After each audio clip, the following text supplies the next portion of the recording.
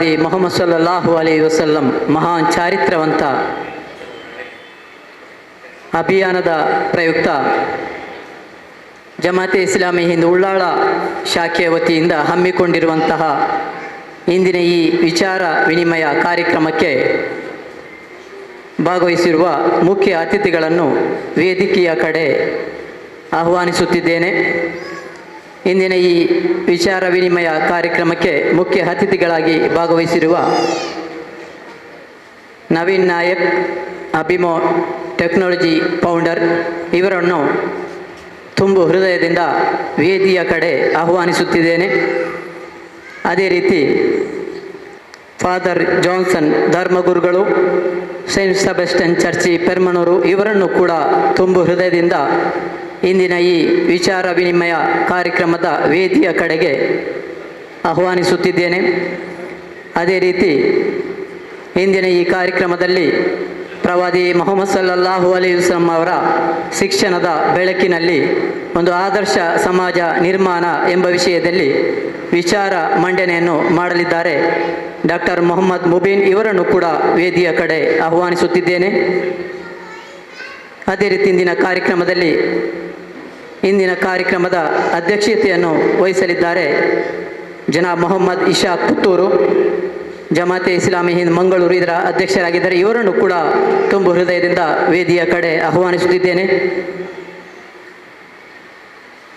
ಅದೇ ರೀತಿ ಗೌರವ ಉಪಸ್ಥಿತಿಯಾಗಿ ಜನಾಬ್ ಅಬ್ದುಲ್ ಕರೀಂ, ಜಮಾತೆ ಇಸ್ಲಾಮಿ ಹಿಂದ್ ಉಳ್ಳಾಲ, ಇದರ ಅಧ್ಯಕ್ಷರಾದ ಇವರನ್ನು ಕೂಡ ನಾನು ವೇದಿಯ ಕಡೆ ಆಹ್ವಾನಿಸುತ್ತಿದ್ದೇನೆ. ಇಂದಿನ ಈ ವಿಚಾರ ವಿನಿಮಯ ಕಾರ್ಯಕ್ರಮಕ್ಕೆ ಭಾಗವಹಿಸಿರುವ ತಮ್ಮೆಲ್ಲರನ್ನು ಕೂಡ ನಾನು ಈ ಕಾರ್ಯಕ್ರಮಕ್ಕೆ ತುಂಬು ಹೃದಯದಿಂದ ಸ್ವಾಗತಿಸುತ್ತಾ, ಇಂದಿನ ಈ ಕಾರ್ಯಕ್ರಮದ ಆರಂಭ ಪವಿತ್ರ ಕುರಾನಿನ ಕೆಲವು ಸೂಕ್ತಗಳ ಪಠಣದೊಂದಿಗೆ ಇಂದಿನ ಈ ಕಾರ್ಯಕ್ರಮವು ಆರಂಭವಾಗುವುದು. ಇದನ್ನು ನೆರವೇರಿಸಲು ಬ್ರದರ್ ಸುಲ್ತಾನ್ ನಬೀಲ್ ಇವರನ್ನು ಪೋಡಿಯಂ ಕಡೆ ಆಹ್ವಾನಿಸುತ್ತಿದ್ದೆ. أعوذ بالله من الشيطان الرجيم.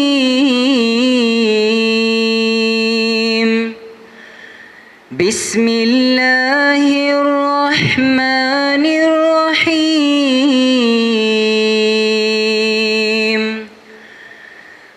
وما أرسلناك إلا كافة للناس بشيرا ونذيرا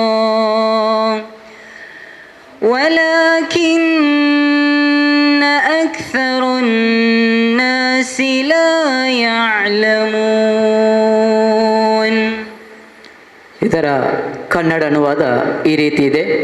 ಪರಮ ದಯಾಮಯನು ಕರುಣಾನಿಧಿಯೂ ಆದ ಅಲ್ಲಾಹನ ನಾಮದಿಂದ, ಪೈಗಂಬರರೇ, ನಾವು ನಿಮ್ಮನ್ನು ಸಕಲ ಮಾನವರಿಗೆ ಸುವಾರ್ತೆ ಕೊಡುವವರಾಗಿಯೂ ಎಚ್ಚರಿಕೆ ನೀಡುವವರಾಗಿಯೂ ಮಾಡಿ ಕಳುಹಿಸಿರುತ್ತೇವೆ, ಆದರೆ ಹೆಚ್ಚಿನವರು ಅರಿಯುವುದಿಲ್ಲ. ಯಾ ಅಯ್ಯುಹನ್ ನಾಸು ಇನ್ನಾ ಖಲಕ್ನಾಕುಂ ಮಿನ್ ذكر وأنثى وجعلناكم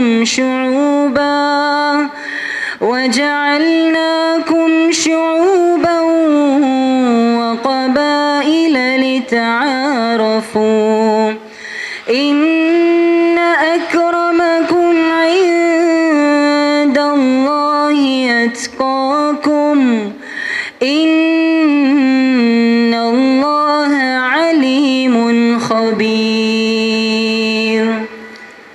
ಜನರೇ, ನಾವು ನಿಮ್ಮನ್ನು ಒಬ್ಬ ಪುರುಷ ಮತ್ತು ಒಬ್ಬ ಸ್ತ್ರೀಯಿಂದ ಉಂಟು ಮಾಡಿದೆವು. ತರುವಾಯ ನೀವು ಪರಸ್ಪರ ಪರಿಚಯ ಪಟ್ಟುಕೊಳ್ಳಲಿಕ್ಕಾಗಿ ನಿಮ್ಮ ಜನಾಂಗಗಳನ್ನು ಗೋತ್ರಗಳನ್ನು ಮಾಡಿದೆವು. ನಿಮ್ಮ ಪೈಕಿ ಅತ್ಯಧಿಕ ಧರ್ಮನಿಷ್ಠನೇ ವಾಸ್ತವದಲ್ಲಿ ಅಲ್ಲಾಹನ ಬಳಿ ಅತಿ ಹೆಚ್ಚು ಗೌರವಕ್ಕೆ ಪಾತ್ರನು. ನಿಶ್ಚಯವಾಗಿಯೂ ಅಲ್ಲಾಹನು ಸರ್ವಜ್ಞನು, ವಿವರಪೂರ್ಣನು ಆಗಿರುತ್ತಾನೆ. ولا تستوي الحسنة ولا السيئة ادفع بالتي هي أحسن فإذا الذي بينك وبينه عداوة كأنه ولي حميم. ಸಂದೇಶವಾಹಕರೇ, ಒಳಿತು ಮತ್ತು ಕೆಡುಕು ಸರಿಸಮಾನವಲ್ಲ. ನೀವು ಕೆಡುಕನ್ನು ಅತ್ಯುತ್ತಮ ಒಳಿತಿನ ಮೂಲಕ ದೂರೀಕರಿಸಿರಿ. ನಿಮ್ಮೊಂದಿಗೆ ಹಗೆತನ ಕಟ್ಟಿಕೊಂಡವನು ನಿಮ್ಮ ಆಪ್ತ ಮಿತ್ರನಾಗಿ ಬಿಡುವುದನ್ನು ನೀವು ಕಾಣುವಿರಿ.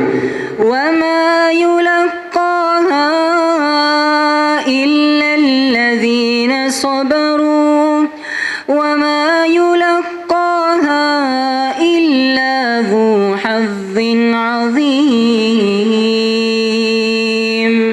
ಈ ಗುಣ ವಿಶೇಷವು ಸಹನಶೀಲರಿಗಲ್ಲದೆ ಇನ್ಯಾರಿಗೂ ಲಭ್ಯವಾಗುವುದಿಲ್ಲ. ಈ ಸ್ಥಾನವು ಮಹಾ ಅದೃಷ್ಟಶಾಲಿಗಳ ಹೊರತು ಮತ್ತಾರಿಗೂ ಪ್ರಾಪ್ತವಾಗುವುದಿಲ್ಲ. ಜಜಾಕುಮುಲ್ಲಾ ಖೈರ್. ಪವಿತ್ರ ಕುರಾನಿನ ಕೆಲವು ಸೂಕ್ತಗಳ ಪಠಣದೊಂದಿಗೆ ಕಾರ್ಯಕ್ರಮವನ್ನು ಆರಂಭಿಸಿದ ಬ್ರದರ್ ಸುಲ್ತಾನ್ ನಬೀಲ್ ಅವರಿಗೆ ಜಜಾಕುಮುಲ್ಲಾ ಖೈರ್. ಇವರು ಅಲ್ ಫುರ್ಖಾನ್ ಅರಬಿಕ್ ಮದ್ರಸಾ ಬಬ್ಬು ಕಟ್ಟಿದರ ಅಧ್ಯಾಪಕರಾಗಿದ್ದಾರೆ. ಇನ್ನು ಇಂದಿನ ಕಾರ್ಯಕ್ರಮದಲ್ಲಿ ಭಾಗವಹಿಸಿದ ಮುಖ್ಯ ಅತಿಥಿಗಳಿಗೆ ಸ್ವಾಗತವನ್ನು ಕೋರಲು ಜನಾಬ್ ಮೊಹಮ್ಮದ್ ಮುಜಮ್ಮಿಲ್ ಅಹಮದರನ್ನು ಪೋಡಿಯಂ ಕಡೆ ಆಹ್ವಾನಿಸುತ್ತಿದ್ದೇನೆ. ಬಿಸ್ಮಿಲ್ಲಾಹಿರ್ ರಹ್ಮಾನಿರ್ ರಹೀಮ್. ಯಾ ಅಯ್ಯುಹನ್ ನಬಿಯು ಇನ್ನಾ ಅರ್ಸಲ್ನಾಕ ಶಾಹಿದಂ ವ ಮುಬಶ್ಶಿರಂ ವ ನಜೀರಾ. ದಫಲ್ಲಾಹು ಅಲೈಹಿ. ಸರ್ವಸ್ತುತಿಯು ಸರ್ವಲೋಕಗಳ ಒಡೆಯನಾದ ಸೃಷ್ಟಿಕರ್ತನಿಗೆ. ಆತ್ಮೀಯ ಬಂಧುಗಳೇ, ಜಮಾತೆ ಇಸ್ಲಾಮಿ ಹಿಂದ್ ಇದು ರಾಜ್ಯಾದ್ಯಂತ ಪ್ರವಾದಿ ಮುಹಮ್ಮದ್ ಸಲ್ಲಲ್ಲಾಹು ಅಲೈಹಿ ವಸಲ್ಲಂ ಮಹಾನ್ ಚಾರಿತ್ರ್ಯವಂತ ಎಂಬ ಪ್ರವಾದಿ ಸಂದೇಶ ಅಭಿಯಾನವನ್ನು ಹಮ್ಮಿಕೊಂಡಿದೆ. ಈ ಅಭಿಯಾನವು ಸೆಪ್ಟೆಂಬರ್ 13ರಿಂದ ಇಂದಿನವರೆಗೆ ಈ ಅಭಿಯಾನ ನಡೆಯುತ್ತಾ ಇದೆ. ಪ್ರವಾದಿ ತಮಗೆಲ್ಲರಿಗೂ ತಿಳಿದಿರುವಂತೆ ಪ್ರವಾದಿ ಮುಹಮ್ಮದ್ ಸಲ್ಲಲ್ಲಾಹು ಅಲೈಹಿ ವಸಲ್ಲಂ ಇವರು ಜನಿಸಿದ ಅದೇ ರೀತಿ ಮರಣ ಹೊಂದಿದ ತಿಂಗಳು ಇದಾಗಿದೆ. ಈ ಒಂದು ಸಂದರ್ಭದಲ್ಲಿ ಜಮಾತೆ ಇಸ್ಲಾಮಿ ಹಿಂದ್ ಪ್ರತಿ ವರ್ಷವೂ ಕೂಡ ಒಂದು ಅಭಿಯಾನವನ್ನು ಹಮ್ಮಿಕೊಳ್ಳುತ್ತಾ ಬಂದಿದೆ. ಅಂತ ಹೇಳಿದರೆ ಅವರ ಸಂದೇಶವನ್ನು ಜನರಿಗೆ ಮುಟ್ಟಿಸುವಂತಹ ಒಂದು ದೌತ್ಯವಾಗಿ ಈ ಒಂದು ಸಂದರ್ಭವನ್ನು ಅದು ಉಪಯೋಗಿಸ್ತಾ ಇದೆ. ಪ್ರವಾದಿ ಮುಹಮ್ಮದ್ ಸಲ್ಲಲ್ಲಾಹು ಅಲೈಹಿ ವಸಲ್ಲಂ ಅವರ ಬಗ್ಗೆ ಕುರಾನ್ ಹೇಳುತ್ತದೆ, ಒಮಾ ಅರ್ಸಲ್ನಾಕ ಇಲ್ಲಾ ರಹ್ಮತುಲ್ಲಿಲ್ ಆಲಮೀನ್.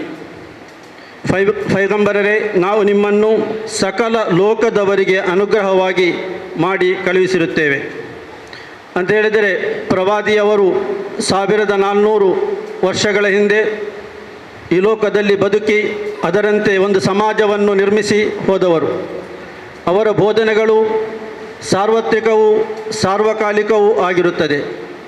ಕೇವಲ ಒಂದು ಜನವಿಭಾಗಕ್ಕೆ ಅಥವಾ ಕೇವಲ ಒಂದು ಧರ್ಮಕ್ಕೆ ಮಾತ್ರ ಸೀಮಿತವಾದಂತಹ ಬೋಧನೆಗಳಲ್ಲ, ಬದಲಾಗಿ ಅವರ ಬೋಧನೆಗಳು ಎಲ್ಲ ಮಾನವರಿಗಾಗಿದೆ. ಅದೇ ರೀತಿ ಅವರು ತಂದಂತಹ ಅವರ ಮೂಲಕ ಕಳುಹಿಸಲ್ಪಟ್ಟಂತಹ ಗ್ರಂಥ ಪವಿತ್ರ ಕುರಾನ್ ಅದು ಕೂಡ ಸರ್ವ ಮಾನವರಿಗಾಗಿದೆ. ಹುದಲ್ಲಿನ್ನಾಸ್ ಅಂತ ಹೇಳಿ ಕುರಾನ್ ಹೇಳುತ್ತದೆ. ಅಂತ ಹೇಳಿದರೆ ಸರ್ವ ಲೋಕದವರಿಗೆ ಬಂದಂತಹ ಮಾರ್ಗದರ್ಶನವಾಗಿದೆ ಅಂತ ಹೇಳಿ. ಇಂಥ ಒಂದು ಸಂದರ್ಭದಲ್ಲಿ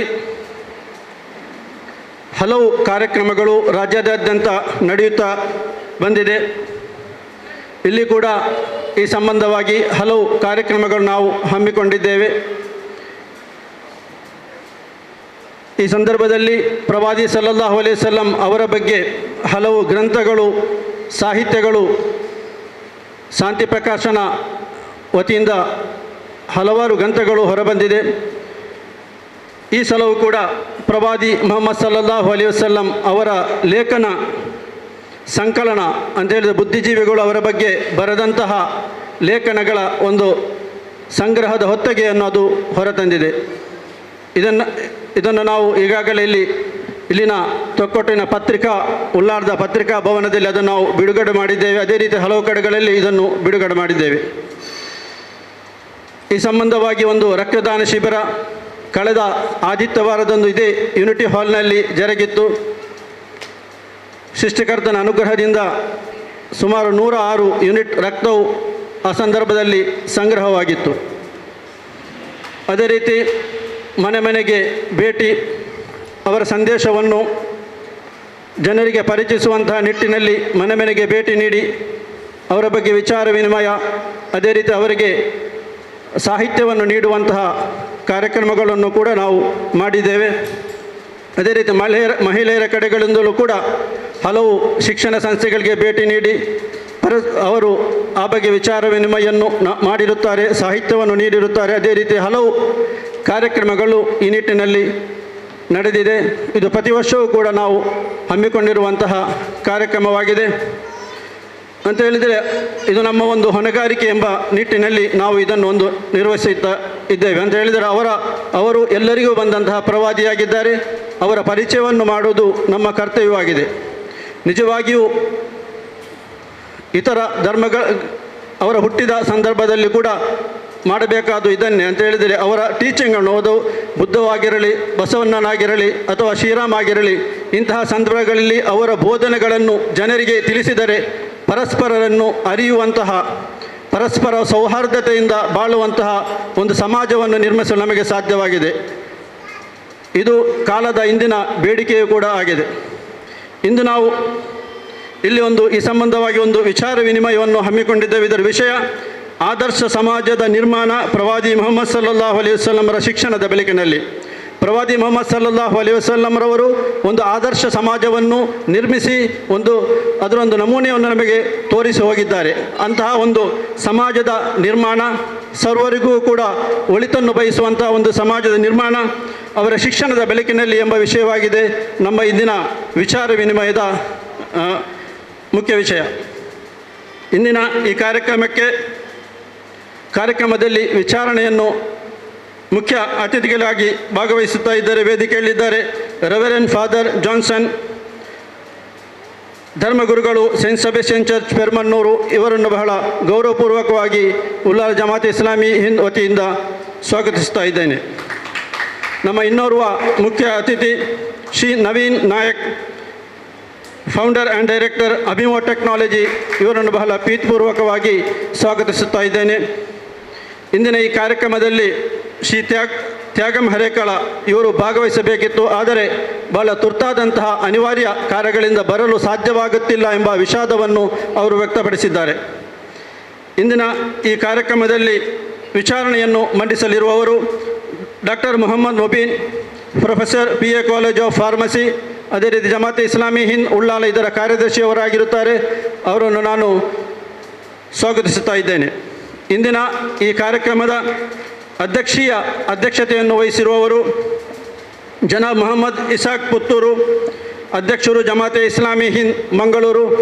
ವೃತ್ತಿಯಲ್ಲಿ ಇವರು ಚಾರ್ಟರ್ಡ್ ಅಕೌಂಟೆಂಟ್, ಅದೇ ರೀತಿ ಸುಮಯ್ಯ ಮಸೀದ್ ಇದರ ಖತೀಬರು ಕೂಡ ಆಗಿದ್ದಾರೆ. ಇವರನ್ನು ನಾನು ಈ ಸಂದರ್ಭದಲ್ಲಿ ಆತ್ಮೀಯವಾಗಿ ಸ್ವಾಗತಿಸುತ್ತಾ ಇದ್ದೇನೆ. ವೇದಿಕೆಯಲ್ಲಿ ಇದ್ದಾರೆ ಉಲ್ಲಾಲ ಜಮಾತೆ ಇಸ್ಲಾಮಿ ಹಿಂದ್ ಇದರ ಅಧ್ಯಕ್ಷರಾದಂತಹ ಜನಾಬ್ ಅಬ್ದುಲ್ ಕರೀಂ ಸಾಬ್ರವರು. ಅವರನ್ನು ಬಹಳ ಪ್ರೀತಿಪೂರ್ವಕವಾಗಿ ಸ್ವಾಗತಿಸುತ್ತಾ ಇದ್ದೇನೆ. ಅದೇ ರೀತಿ ನಮ್ಮ ವೇದಿಕೆಯ ಮುಂಭಾಗದಲ್ಲಿ ಗಣ್ಯ ಅತಿಥಿಗಳು ಇದ್ದಾರೆ. ಅವರೆಲ್ಲರನ್ನೂ ಕೂಡ ಈ ಕಾರ್ಯಕ್ರಮಕ್ಕೆ ಆತ್ಮೀಯವಾಗಿ ಸ್ವಾಗತಿಸುತ್ತಾ ನಮ್ಮ ಸ್ವಾಗತ ಭಾಷಣವನ್ನು ಕೊನೆಗೊಳಿಸ್ತಾ ಇದ್ದೇನೆ. ಜಜಾಕುಮುಲ್ಲಾಹು ಖೈರ್. ಮುಖ್ಯ ಅತಿಥಿಗಳಿಗೆ ಸ್ವಾಗತವನ್ನು ಕೋರಿದ ಜನಾಬ್ ಮುಜಮ್ಮಿಲ್ ಅಹಮ್ಮದ್ ಇವರಿಗೆ ಜಜಾಕುಮುಲ್ಲಾ ಖೈರ್. ಇನ್ನು ಈ ಕಾರ್ಯಕ್ರಮದ ವಿಚಾರ ಮಂಡನೆ ಶಿಕ್ಷಣದ ಬೆಳಕಿನಲ್ಲಿ ಒಂದು ಆದರ್ಶ ಸಮಾಜದ ನಿರ್ಮಾಣ ಎಂಬ ಮುಖ್ಯ ವಿಷಯದಲ್ಲಿ ವಿಚಾರ ಮಂಡನೆಯನ್ನು ನೆರವೇರಿಸಲಿದ್ದಾರೆ ಡಾಕ್ಟರ್ ಮೊಹಮ್ಮದ್ ಮುಬೀನ್. ಇವರನ್ನು ನಾನು ಪೋಡಿಯಂ ಕಡೆ ಆಹ್ವಾನಿಸುತ್ತಿದ್ದೇನೆ. ಅಲ್ಹಮ್ದುಲಿಲ್ಲಾಹಿ ರಬ್ಬಿಲ್ ಆಲಮೀನ್, ಅಸ್ಸಲಾತು ವಸ್ಸಲಾಮು ಅಲಾ ರಸೂಲಿಹಿಲ್ ಅಮೀನ್ ವಾಲಾ ಆಲಿಹಿ ವಸಾಹಬಿ ಅಜ್ಮೈನ್. ಅಮ್ಮಾ ಬಾದ್, ಫೌಜ್ ಬಿಲ್ಲಾಹಿ ಮಿನಶ್ ಶೈತಾನಿರ್ ರಜೀಮ್. ಬಿಸ್ಮಿಲ್ಲಾಹಿರ್ ರಹ್ಮಾನಿರ್ ರಹೀಮ್. ಲಕದ್ ಕಾನ ಲಕುಂ ಫೀ ರಸೂಲಿಲ್ಲಾಹಿ ಉಸ್ವತುನ್ ಹಸನ. ಪ್ರವಾದಿ ಮೊಹಮ್ಮದ್ ಸಲ್ಲಲ್ಲಾಹು ಅಲೈಹಿ ವಸಲ್ಲಂ ಅವರ ಜೀವನದಲ್ಲಿ ನಿಮಗೆ ಅತ್ಯುತ್ತಮ ಮಾದರಿ ಇದೆ. ವಿಚಾರ ವಿನಿಮಯದ ಅಧ್ಯಕ್ಷತೆಯನ್ನು ವಹಿಸುತ್ತಿರುವ ಜನಾಬ್ ಮೊಹಮ್ಮದ್ ಇಸಾಕ್ರವರೇ, ಮುಖ್ಯ ಅತಿಥಿಗಳಾಗಿ ವೇದಿಕೆಯ ಮೇಲೆ ಉಪಸ್ಥಿತರಿರುವಂತಹ ರೆವರೆಂಡ್ ಫಾದರ್ ಜಾನ್ಸನ್ ರವರೇ, ಶ್ರೀಮಾನ್ ನವೀನ್ ನಾಯಕ್ರವರೇ, ಜಮಾತೆ ಇಸ್ಲಾಮಿ ಹಿಂದ್ ಉಳ್ಳಾಲ ಇದರ ಅಧ್ಯಕ್ಷರಾದಂತಹ ಜನಾಬ್ ಅಬ್ದುಲ್ ಕರೀಂ ರವರೇ, ನನ್ನ ಮುಂದೆ ಆಸೀನರಾಗಿರುವಂತಹ ಎಲ್ಲ ಹಿರಿಯರೇ, ಪ್ರೀತಿಯ ಸಹೋದರ ಸಹೋದರಿಯರೇ, ಮಾಧ್ಯಮ ಮಿತ್ರದವರೇ, ಅಸ್ಸಲಾಮು ಅಲೈಕುಂ ವರಹಮತುಲ್ಲಾ. ನಿಮ್ಮೆಲ್ಲರ ಮೇಲೆ ಸೃಷ್ಟಿಕರ್ತನ ಶಾಂತಿ ಮತ್ತು ಅನುಗ್ರಹ ಇರಲಿ.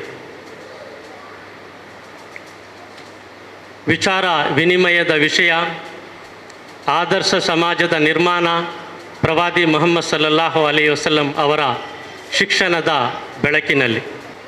6ನೇ ಶತಮಾನದಲ್ಲಿ ಜೀವಿಸಿದಂತಹ ಪ್ರವಾದಿ ಮೊಹಮ್ಮದರು 21ನೇ ಶತಮಾನಕ್ಕೆ ಯಾವ ರೀತಿ ಪ್ರಸ್ತುತರಾಗ್ತಾರೆ ಎಂಬುದಾಗಿದೆ ನಮ್ಮ ಚರ್ಚಾ ವಿಷಯ. ನಿಮಗೆಲ್ಲರಿಗೂ ಗೊತ್ತು, ಪ್ರವಾದಿ ಮೊಹಮ್ಮದ್ ಸಲ್ಲಲ್ಲಾಹು ಅಲೈಹಿ ವಸಲ್ಲಂ ಈ ಜಗತ್ತಿಗೆ ಬಂದಂತಹ ಕೊನೆಯ ಪ್ರವಾದಿಯಾಗಿದ್ದಾರೆ. ಪ್ರಥಮ ಪ್ರವಾದಿ ಹಜರತ್ ಆದಮ್ ಅಲೈಹಿಸ್ಸಲಾಮ್ರಿಂದ ಹಿಡಿದು ಪ್ರವಾದಿ ಮೊಹಮ್ಮದರ ತನಕ ಈ ಜಗತ್ತಿಗೆ ಸುಮಾರು 1,24,000 ಪ್ರವಾದಿಗಳು ಬಂದಿದ್ದಾರೆ. ಪ್ರವಾದಿ ಮೊಹಮ್ಮದರು ಕೊನೆಯ ಪ್ರವಾದಿಯಾಗಿದ್ದಾರೆ. ಅವರ ನಂತರ ಈ ಜಗತ್ತಿಗೆ ಬೇರೆ ಪ್ರವಾದಿಗಳು ಬರಲಿಕ್ಕಿಲ್ಲ. ಆದ್ದರಿಂದ ಅಲ್ಲಾಹನು ಪ್ರವಾದಿ ಮೊಹಮ್ಮದ್ ಸಲ್ಲಲ್ಲಾಹು ಅಲೈಹಿ ವಸಲ್ಲಂರ ಮುಖಾಂತರ ಆತನ ಧರ್ಮವನ್ನು ಪರಿಪೂರ್ಣಗೊಳಿಸ್ತಾನೆ, ಮಾನವನ ಮಾರ್ಗದರ್ಶನವನ್ನು ಸಂಪೂರ್ಣಗೊಳಿಸ್ತಾನೆ. ಆದ ಕಾರಣ ಪ್ರವಾದಿ ಮೊಹಮ್ಮದ್ ಸಲ್ಲಲ್ಲಾಹು ಅಲೈಹಿ ವಸಲ್ಲಂ ಅವರ ಸಂದೇಶಗಳು ಅದು ಸಮಗ್ರವಾದಂತಹ ಸಂದೇಶವಾಗಿದೆ. ಪ್ರವಾದಿ ಮೊಹಮ್ಮದರು ನೀಡಿದಂತಹ ಶಿಕ್ಷಣ ಅದು ಸಮಗ್ರವಾದಂತಹ ಶಿಕ್ಷಣವಾಗಿದೆ. ಅದೇ ರೀತಿ ಪ್ರವಾದಿ ಮೊಹಮ್ಮದರು ತಂದಂತಹ ಸಂದೇಶ, ಅವರು ನೀಡಿದಂತಹ ಶಿಕ್ಷಣ, ಅವರ ಮಾರ್ಗದರ್ಶನಗಳು ಇದು ಸಾರ್ವತ್ರಿಕವಾದಂತಹ ಸಂದೇಶ ಮಾರ್ಗದರ್ಶನಗಳಾಗಿದೆ. ಪ್ರವಾದಿ ಸಲ್ಲಲ್ಲಾಹು ಅಲೈಹಿ ವಸಲ್ಲಮರು ನೀಡಿದಂತಹ ಸಂದೇಶ ಸಾರ್ವಕಾಲಿಕವಾದಂತಹ ಸಂದೇಶವಾಗಿದೆ. ಅಂದರೆ ಪ್ರವಾದಿ ಮೊಹಮ್ಮದರು ತಂದಂತಹ ಸಂದೇಶ, ಅವರ ಮಾರ್ಗದರ್ಶನಗಳು ಅದು ಯಾವುದೇ ಒಂದು ಜನಾಂಗಕ್ಕೆ ಸೀಮಿತವಾಗಲಿಲ್ಲ. ಅದು ಕೇವಲ ಮುಸ್ಲಿಮರಿಗೆ ಮಾತ್ರ ಅವರು ಮಾರ್ಗದರ್ಶನ ಮಾಡಿದ್ದಲ್ಲ, ಬದಲಾಗಿ ಸಮಸ್ತ ಮಾನವರಿಗೆ ಅವರು ಮಾರ್ಗದರ್ಶನ ಮಾಡಿದ್ದಾರೆ.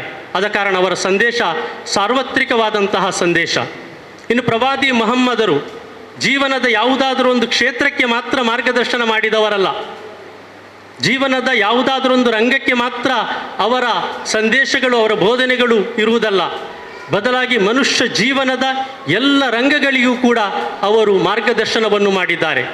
ಮನುಷ್ಯನ ವೈಯಕ್ತಿಕ ಜೀವನ, ಆತನ ಕೌಟುಂಬಿಕ ಜೀವನ, ಆತನ ಸಾಮಾಜಿಕ ಜೀವನ, ಆರ್ಥಿಕ ಜೀವನ, ಆಧ್ಯಾತ್ಮಿಕ ಜೀವನ, ರಾಜಕೀಯ ಜೀವನ, ಹೀಗೆ ಯಾವೆಲ್ಲ ಜೀವನದ ರಂಗಗಳು ಅಂತ ಹೇಳಿ ನಾವು ಗುರುತಿಸಿಕೊಳ್ತೇವೋ ಆ ಎಲ್ಲ ರಂಗಗಳಿಗೂ ಕೂಡ ಪ್ರವಾದಿ ಮೊಹಮ್ಮದರು ಸಮಗ್ರವಾದಂತಹ ಮಾರ್ಗದರ್ಶನವನ್ನು ಮಾಡಿದ್ದಾರೆ.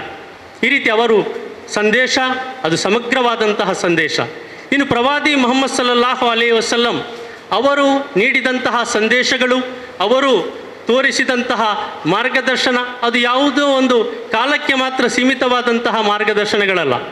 ಅವರು 6ನೇ ಶತಮಾನದಲ್ಲಿ ಬದುಕಿರಬಹುದು, ಆದರೆ ಇಂದಿಗೂ ಕೂಡ 21ನೇ ಶತಮಾನದಲ್ಲೂ ಕೂಡ ಅವರ ಶಿಕ್ಷಣಗಳು ಅಳವಡಿಸಲಿಕ್ಕೆ ಸಾಧ್ಯ ಇರುವಂತಹ ಶಿಕ್ಷಣಗಳಾಗಿದೆ, ಮಾರ್ಗದರ್ಶನವಾಗಿದೆ. ಇಂದಿಗೂ ಕೂಡ ಅದು ಪ್ರಸ್ತುತವಾಗಿದೆ. ಆದ ಕಾರಣ ಅವರ ಸಂದೇಶಗಳು ಸಾರ್ವಕಾಲಿಕವಾದಂತಹ ಸಂದೇಶವಾಗಿದೆ. ಇದು ಪ್ರವಾದಿ ಮೊಹಮ್ಮದ್ ಸಲ್ಲಲ್ಲಾಹು ಅಲೈಹಿ ವಸಲ್ಲಂರ ಸಂದೇಶದ ಒಂದು ದೊಡ್ಡ ವಿಶೇಷತೆಯಾಗಿದೆ. ಪ್ರವಾದಿ ಸಲ್ಲಲ್ಲಾಹು ಅಲೈಹಿ ವಸಲ್ಲಂರ ಬಗ್ಗೆ ಪವಿತ್ರ ಕುರಾನ್ ಹೇಳ್ತದೆ, ವಮಾ ಅರ್ಸಲ್ನಾಕ ಇಲ್ಲಾ ರಹ್ಮತುಲ್ಲಿಲ್ ಆಲಮೀನ್. ನಾನು ಪ್ರವಾದಿ ಸಲ್ಲಲ್ಲಾಹು ಅಲೈಹಿ ವಸಲ್ಲಂರನ್ನು ಸಮಸ್ತ ಮಾನವರಿಗೆ ಅನುಗ್ರಹವಾಗಿ ಕಳಿಸ್ತೇನೆ ಅಂತೇಳಿ. ಇಡೀ ಮಾನವ ಕೋಟಿಗೆ ಪ್ರವಾದಿ ಮೊಹಮ್ಮದರು ಅನುಗ್ರಹವಾಗಿದ್ದಾರೆ. ಅದೇ ರೀತಿ ಪ್ರವಾದಿ ಮೊಹಮ್ಮದ್ ಸಲ್ಲಲ್ಲಾಹು ಅಲೈಹಿ ವಸಲ್ಲಂರ ಮಾರ್ಗದರ್ಶನ ಅದು ದೈವಿಕವಾದಂತಹ ಮಾರ್ಗದರ್ಶನ, ದೈವದತ್ತವಾದಂತಹ ಮಾರ್ಗದರ್ಶನವಾಗಿದೆ. ಪ್ರವಾದಿ ಸಲ್ಲಲ್ಲಾಹು ಅಲೈಹಿ ವಸಲ್ಲಂರು ನೀಡಿದಂತಹ ಮಾರ್ಗದರ್ಶನ ಪ್ರವಾದಿ ಸಲ್ಲಲ್ಲಾಹು ಅಲೈಹಿ ವಸಲ್ಲಂರ ಮಾತು ಕೃತಿಗಳನ್ನು ಅಲ್ಲಾಹನು ನಿಯಂತ್ರಿಸ್ತಾ ಇದ್ದ. ಈ ರೀತಿ ದೇವನಿಂದ ಸಿಕ್ಕಿದಂತಹ ಮಾರ್ಗದರ್ಶನದ ಮೂಲಕ ಪ್ರವಾದಿ ಸಲ್ಲಲ್ಲಾಹು ಅಲೈಹಿ ವಸಲ್ಲಂರು ಜೀವನವನ್ನು ನಡೆಸಿ ಅವರು ನಮಗೆ ಮಾದರಿಯಾಗಿದ್ದಾರೆ, ನಮಗೆ ಮಾರ್ಗದರ್ಶನವನ್ನು ಅವರು ತೋರಿದ್ದಾರೆ. ಲಕದ್ ಕಾನ ಲಕುಂ ಫಿ ರಸೂಲಿಲ್ಲಾಹಿ ಉಸ್ವತುನ್ ಹಸನ. ಪ್ರವಾದಿ ಮುಹಮ್ಮದ್ ಸಲ್ಲಲ್ಲಾಹು ಅಲೈಹಿ ವಸಲ್ಲಂರ ಜೀವನ ನಿಮಗೆಲ್ಲರಿಗೂ ಕೂಡ ಮಾದರಿಯಾಗಿದೆ ಅಂತೇಳಿ, ಪ್ರವಾದಿ ಸಲ್ಲಲ್ಲಾಹು ಅಲೈಹಿ ವಸಲ್ಲಂರ ಜೀವನದಲ್ಲಿ ಅತ್ಯುತ್ತಮ ಮಾದರಿ ಇದೆ ಅಂತ ಹೇಳಿ ಪವಿತ್ರ ಕುರಾನ್ ಕೂಡ ನಮಗೆ ಹೇಳಿಕೊಡ್ತದೆ. ಪ್ರೀತಿಯ ಬಂಧುಗಳೇ, ನಾವು ಜೀವಿಸುತ್ತಿರುವಂತಹ ಈ ಸಮಾಜ ಇದು ಬಹುತ್ವದ ಸಮಾಜವಾಗಿದೆ. ಬಹುಸ್ವರ ಸಮಾಜದಲ್ಲಿ ನಾವು ಬದುಕ್ತಾ ಇದ್ದೇವೆ. ಬಹುಸಂಸ್ಕೃತಿಯ ಸಮಾಜದಲ್ಲಿ ನಾವು ಜೀವಿಸ್ತಾ ಇದ್ದೇವೆ. ಬಹುಧರ್ಮೀಯ ಸಮಾಜ ಅಂತ ಹೇಳಿ ಈ ಸಮಾಜವನ್ನು ಗುರುತಿಸ್ತೇವೆ. ಯಾಕೆಂತ ಹೇಳಿದರೆ ಇಲ್ಲಿ ವಿಭಿನ್ನ ಧರ್ಮದವರಿದ್ದಾರೆ, ವಿಭಿನ್ನ ಆಚಾರ ವಿಚಾರಗಳನ್ನು ಹೊಂದಿದವರಿದ್ದಾರೆ, ವಿಭಿನ್ನ ಸಂಸ್ಕೃತಿಯವರಿದ್ದಾರೆ, ವಿಭಿನ್ನ ಭಾಷೆಯನ್ನಾಡುವವರಿದ್ದಾರೆ. ಇಂತಹ ಒಂದು ಬಹುಸ್ವರ ಸಮಾಜದಲ್ಲಿ ನಾವು ಬದುಕ್ತಾ ಇದ್ದೇವೆ. ಯಾವ ಬಹುಸ್ವರ ಸಮಾಜದಲ್ಲಿ ನಾವು ಇಂದು ಬದುಕುತ್ತಾ ಇದ್ದೇವೋ ಅಂದು 6ನೇ ಶತಮಾನದಲ್ಲಿ ಪ್ರವಾದಿ ಮೊಹಮ್ಮದರು ಕೂಡ ಇಂತಹದೇ ಆದ ಒಂದು ಸಮಾಜದಲ್ಲಿ ಅವರು ಬದುಕ್ತಾರೆ. ಅಲ್ಲಿ ಎಲ್ಲ ಧರ್ಮೀಯರಿದ್ದರು, ಅಲ್ಲಿ ಕ್ರೈಸ್ತರಿದ್ದರು, ಯಹೂದ್ಯರಿದ್ದರು, ಮೂರ್ತಿ ಪೂಜಕರಿದ್ದರು, ಅಗ್ನಿ ಆರಾಧಕರಿದ್ದರು, ಅದೇ ರೀತಿ ದೇವನನ್ನು ನಂಬುವವರಿದ್ದರು, ನಂಬದವರಿದ್ದರು. ಇಂತಹ ಒಂದು ಸಮಾಜದಲ್ಲಿ ಪ್ರವಾದಿ ಮುಹಮ್ಮದ್ ಸಲ್ಲಲ್ಲಾಹು ಅಲೈಹಿ ವಸಲ್ಲಂರು ಹುಟ್ಟಿ ಬೆಳೆಯುತ್ತಾರೆ. ಅದೇ ರೀತಿ ನಾವು ಜೀವಿಸುವಂತಹ ಇಂದಿನ ಸಮಾಜ ಅದು ಕೆಡುಕಿನಲ್ಲಿ ತುಂಬಿದಂತಹ ಒಂದು ಸಮಾಜ ಅಂತ ಹೇಳಿ ಹೇಳ್ಬೋದು. ಇದನ್ನು ಯಾರಿಗೂ ಕೂಡ ಅಲ್ಲಗಲಿಲಿಕ್ಕೆ ಸಾಧ್ಯ ಇಲ್ಲ. ಎಲ್ಲ ರೀತಿಯ ಕೆಡುಕುಗಳು ಇಂದು ನಾವು ಜೀವಿಸುತ್ತಿರುವಂತಹ ಈ ಸಮಾಜದಲ್ಲಿದೆ, ನಾವು ಬದುಕುತ್ತಿರುವಂತಹ ಈ ಸಮಾಜದಲ್ಲಿ ಇದೆ. ಕಳ್ಳತನ ಇದೆ, ದರೋಡೆ ಇದೆ, ವ್ಯಭಿಚಾರ ಇದೆ, ಕೊಲೆ ಇದೆ, ರಕ್ತಪಾತ ಇದೆ, ಲಂಚ ಇದೆ, ಭ್ರಷ್ಟಾಚಾರ ಇದೆ, ಅಸಹಿಷ್ಣುತೆ ಇದೆ, ಕೋಮುವಾದ ಇದೆ. ಈ ರೀತಿ ನಾವು ಪಟ್ಟಿ ಮಾಡಿದರೆ ಅದು ಉದ್ದದ ಪಟ್ಟಿಯಾಗಿ ಮಾರ್ಪಡ್ತದೆ. ಈ ಎಲ್ಲ ಕೆಡುಕುಗಳು ಮೇಲೈಸಿದಂತಹ ಒಂದು ಸಮಾಜವಾಗಿತ್ತು ಪ್ರವಾದಿ ಸಲ್ಲಲ್ಲಾಹು ಅಲೈಹಿ ವಸಲ್ಲಂರು ಹುಟ್ಟಿ ಬೆಳೆದಂತಹ 6ನೇ ಶತಮಾನ. ಎಲ್ಲ ರೀತಿಯ ಕೆಡುಕುಗಳಿತ್ತು, ಅದು ಬಹಳ ಉಗ್ರ ರೂಪದಲ್ಲಿ ಇತ್ತು. ಆದ ಕಾರಣ ಇಂದಿನ ಸಮಾಜ ಮತ್ತು ಪ್ರವಾದಿ ಸಲ್ಲಲ್ಲಾಹು ಅಲೈಹಿ ವಸಲ್ಲಂರ ಆ ಸಮಾಜಕ್ಕೆ ಬಹಳ ಸಾಮ್ಯತೆ ಇರುವುದನ್ನು ನಮಗೆ ಕಾಣಲಿಕ್ಕೆ ಸಾಧ್ಯ ಇದೆ. ಅಂದಿನ ಸಮಾಜ ಯಾವ ರೀತಿ ಇತ್ತಂತ ಹೇಳಿದರೆ, ಒಬ್ಬ ವ್ಯಕ್ತಿಯ ಆಡು, ಕುದುರೆ, ಇಲ್ಲದಿದ್ದರೆ ಒಂಟೆ ಇನ್ನೊಬ್ಬನ ಹಿತ್ತಲಿಗೆ ಮೇಯ್ಲಿಕ್ಕೆ ಹೋಯಿತು ಎಂಬ ಕಾರಣಕ್ಕಾಗಿ ವರ್ಷಗಟ್ಟಲೆ ಯುದ್ಧ ಮಾಡುತ್ತಿದ್ದಂತಹ ಸಮಾಜವಾಗಿತ್ತು. ಹುಟ್ಟಿದ ಮಗು ಹೆಣ್ಣು ಎಂಬ ಕಾರಣಕ್ಕಾಗಿ, ಹೆಣ್ಣು ಕುಟುಂಬಕ್ಕೆ ಅಪಮಾನ, ಕುಟುಂಬಕ್ಕೆ ಶಾಪ ಎಂಬ ಭಾವನೆಯೊಂದಿಗೆ ಹುಟ್ಟಿದ ಆ ಹೆಣ್ಣು ಮಗುವನ್ನು ಜೀವಂತವಾಗಿ ಹೂಳುವಂತಹ ಒಂದು ಕಿರಾತಕ ಸಮಾಜವಾಗಿತ್ತು ಅದು. ಆ ಸಮಾಜವನ್ನು ಪ್ರವಾದಿ ಮೊಹಮ್ಮದರು ಯಾವ ರೀತಿ ಬದಲಾಯಿಸಿದರು, ಎಂತಹ ಒಂದು ಆದರ್ಶ ಸಮಾಜವನ್ನು ಅವರಲ್ಲಿ ನಿರ್ಮಿಸಿ ತೋರಿಸಿದರು, ಅದಾಗಿದೆ ನಮ್ಮ ಇಂದಿನ ಚರ್ಚಾ ವಿಷಯವಾಗಿದೆ.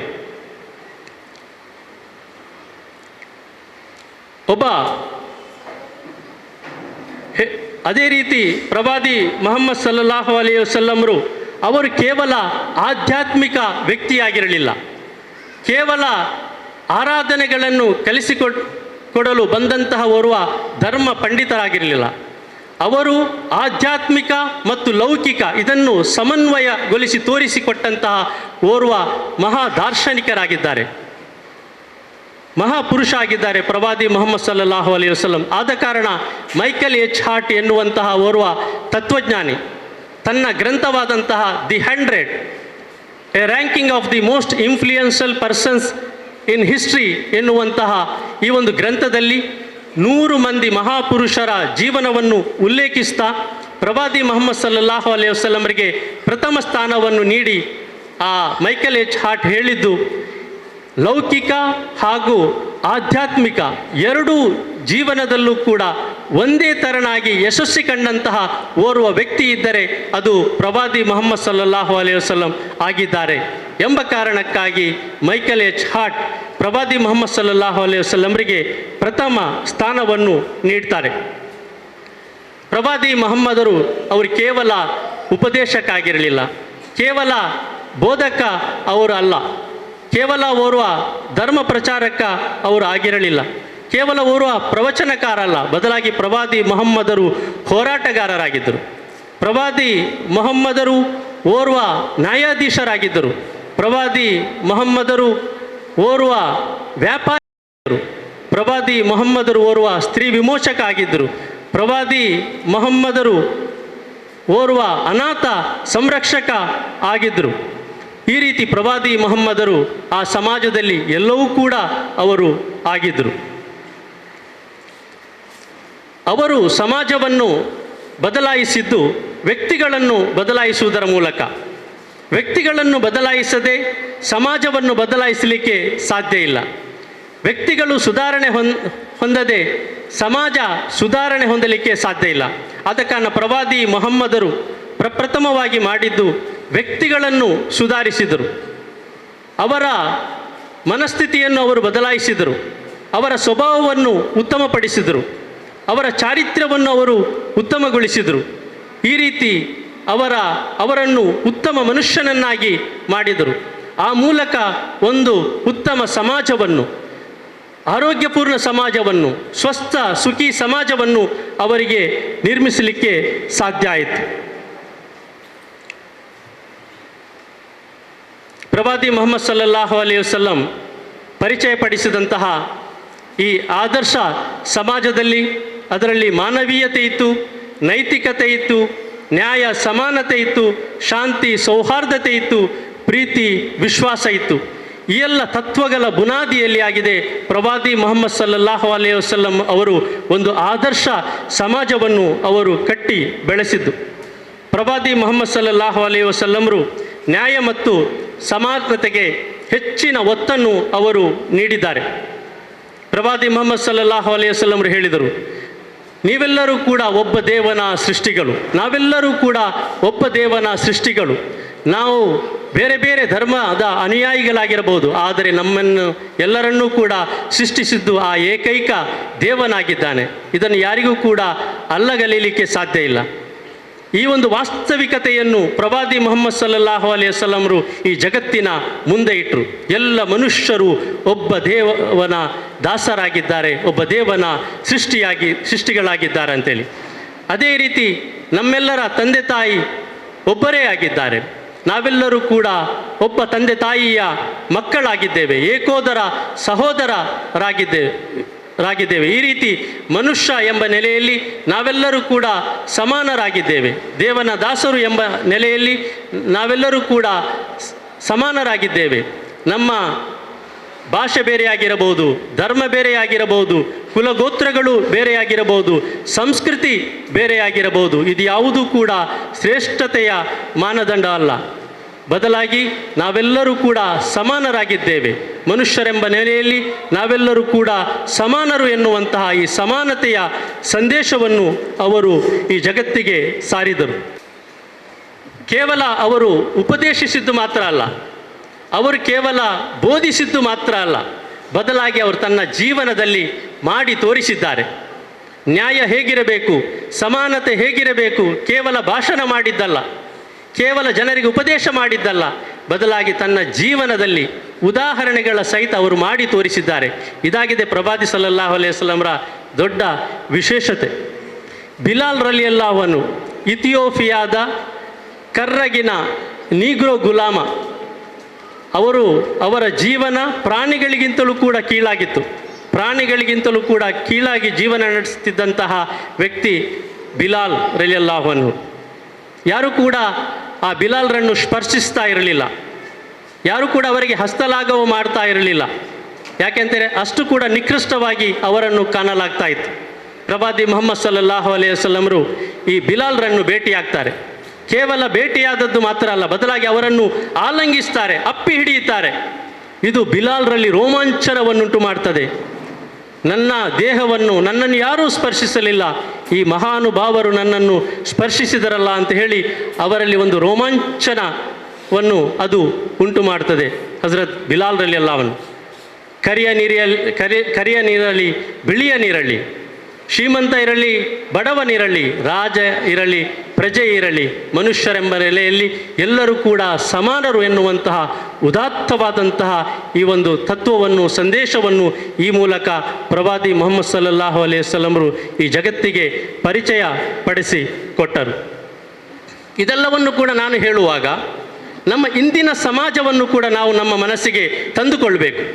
ಇಂದಿನ ನಮ್ಮ ನಾಯಕರುಗಳು ಹೇಗಿದ್ದಾರೆ, ಅವರ ವರ್ತನೆ ಹೇಗಿದೆ, ಅವರ ಸ್ವಭಾವ ಹೇಗಿದೆ ಎಂಬುದನ್ನು ಕೂಡ ನಾವು ಅವಲೋಕಿಸಬೇಕಾದಂತಹ ಅಗತ್ಯ ಇದೆ. ಆಗ ಮಾತ್ರ ಒಂದು ಆದರ್ಶ ಸಮಾಜ ಹೇಗೆ ನಿರ್ಮಿಸಲು ಸಾಧ್ಯ ಎನ್ನುವಂತಹ ಈ ಕಲ್ಪನೆ ನಮ್ಮ ಮನಸ್ಸಿನಲ್ಲಿ ಅದು ಬರಲಿಕ್ಕೆ ಖಂಡಿತವಾಗಿಯೂ ಕೂಡ ಸಾಧ್ಯ ಇದೆ. ಅದೇ ರೀತಿ ಹಜ್ಜತುಲ್ ವಿದಾನ ಸಂದರ್ಭದಲ್ಲಿ ಪ್ರವಾದಿ ಸಲ್ಲಲ್ಲಾಹು ಅಲೈಹಿ ವಸಲ್ಲಮರ ವಿದಾಯ ಹಜ್ಜಿನ ಸಂದರ್ಭದಲ್ಲಿ, ವಿದಾಯ ಭಾಷಣದ ಸಂದರ್ಭದಲ್ಲಿ ಈ ಒಂದು ಘೋಷಣೆಯನ್ನು ಕೂಡ ಅವರು ಮಾಡಿಬಿಡ್ತಾರೆ. ಅವರು ಹೇಳ್ತಾರೆ, ಬಿಳಿಯನಿಗೆ ಕರಿಯನಿಗಿಂತ, ಕರಿಯನಿಗೆ ಬಿಳಿಯನಿಗಿಂತ, ಅರಬನಿಗೆ ಅರಬೇತರನಿಗಿಂತ, ಅರಬೇತರನಿಗೆ ಅರಬನಿಗಿಂತ ಯಾವ ಶ್ರೇಷ್ಠತೆಯೂ ಇಲ್ಲ ಧರ್ಮ ವಿಶ್ವಾಸದ ಹೊರತು ಅಂತ ಹೇಳಿ, ದೇವನಿಷ್ಠೆಯ ಹೊರತು. ಇಲ್ಲಿ ಶ್ರೇಷ್ಠತೆಯ ಮಾನದಂಡ ಅದು ದೇವ ಭಯಭಕ್ತಿಯಾಗಿದೆ, ಧರ್ಮನಿಷ್ಠೆಯಾಗಿದೆ ಎಂಬುದನ್ನು ಪ್ರವಾದಿ ಸಲ್ಲಲ್ಲಾಹು ಅಲೈಹಿ ವಸಲ್ಲಮರು ತೋರಿಸಿ ಕೊಡ್ತಾರೆ.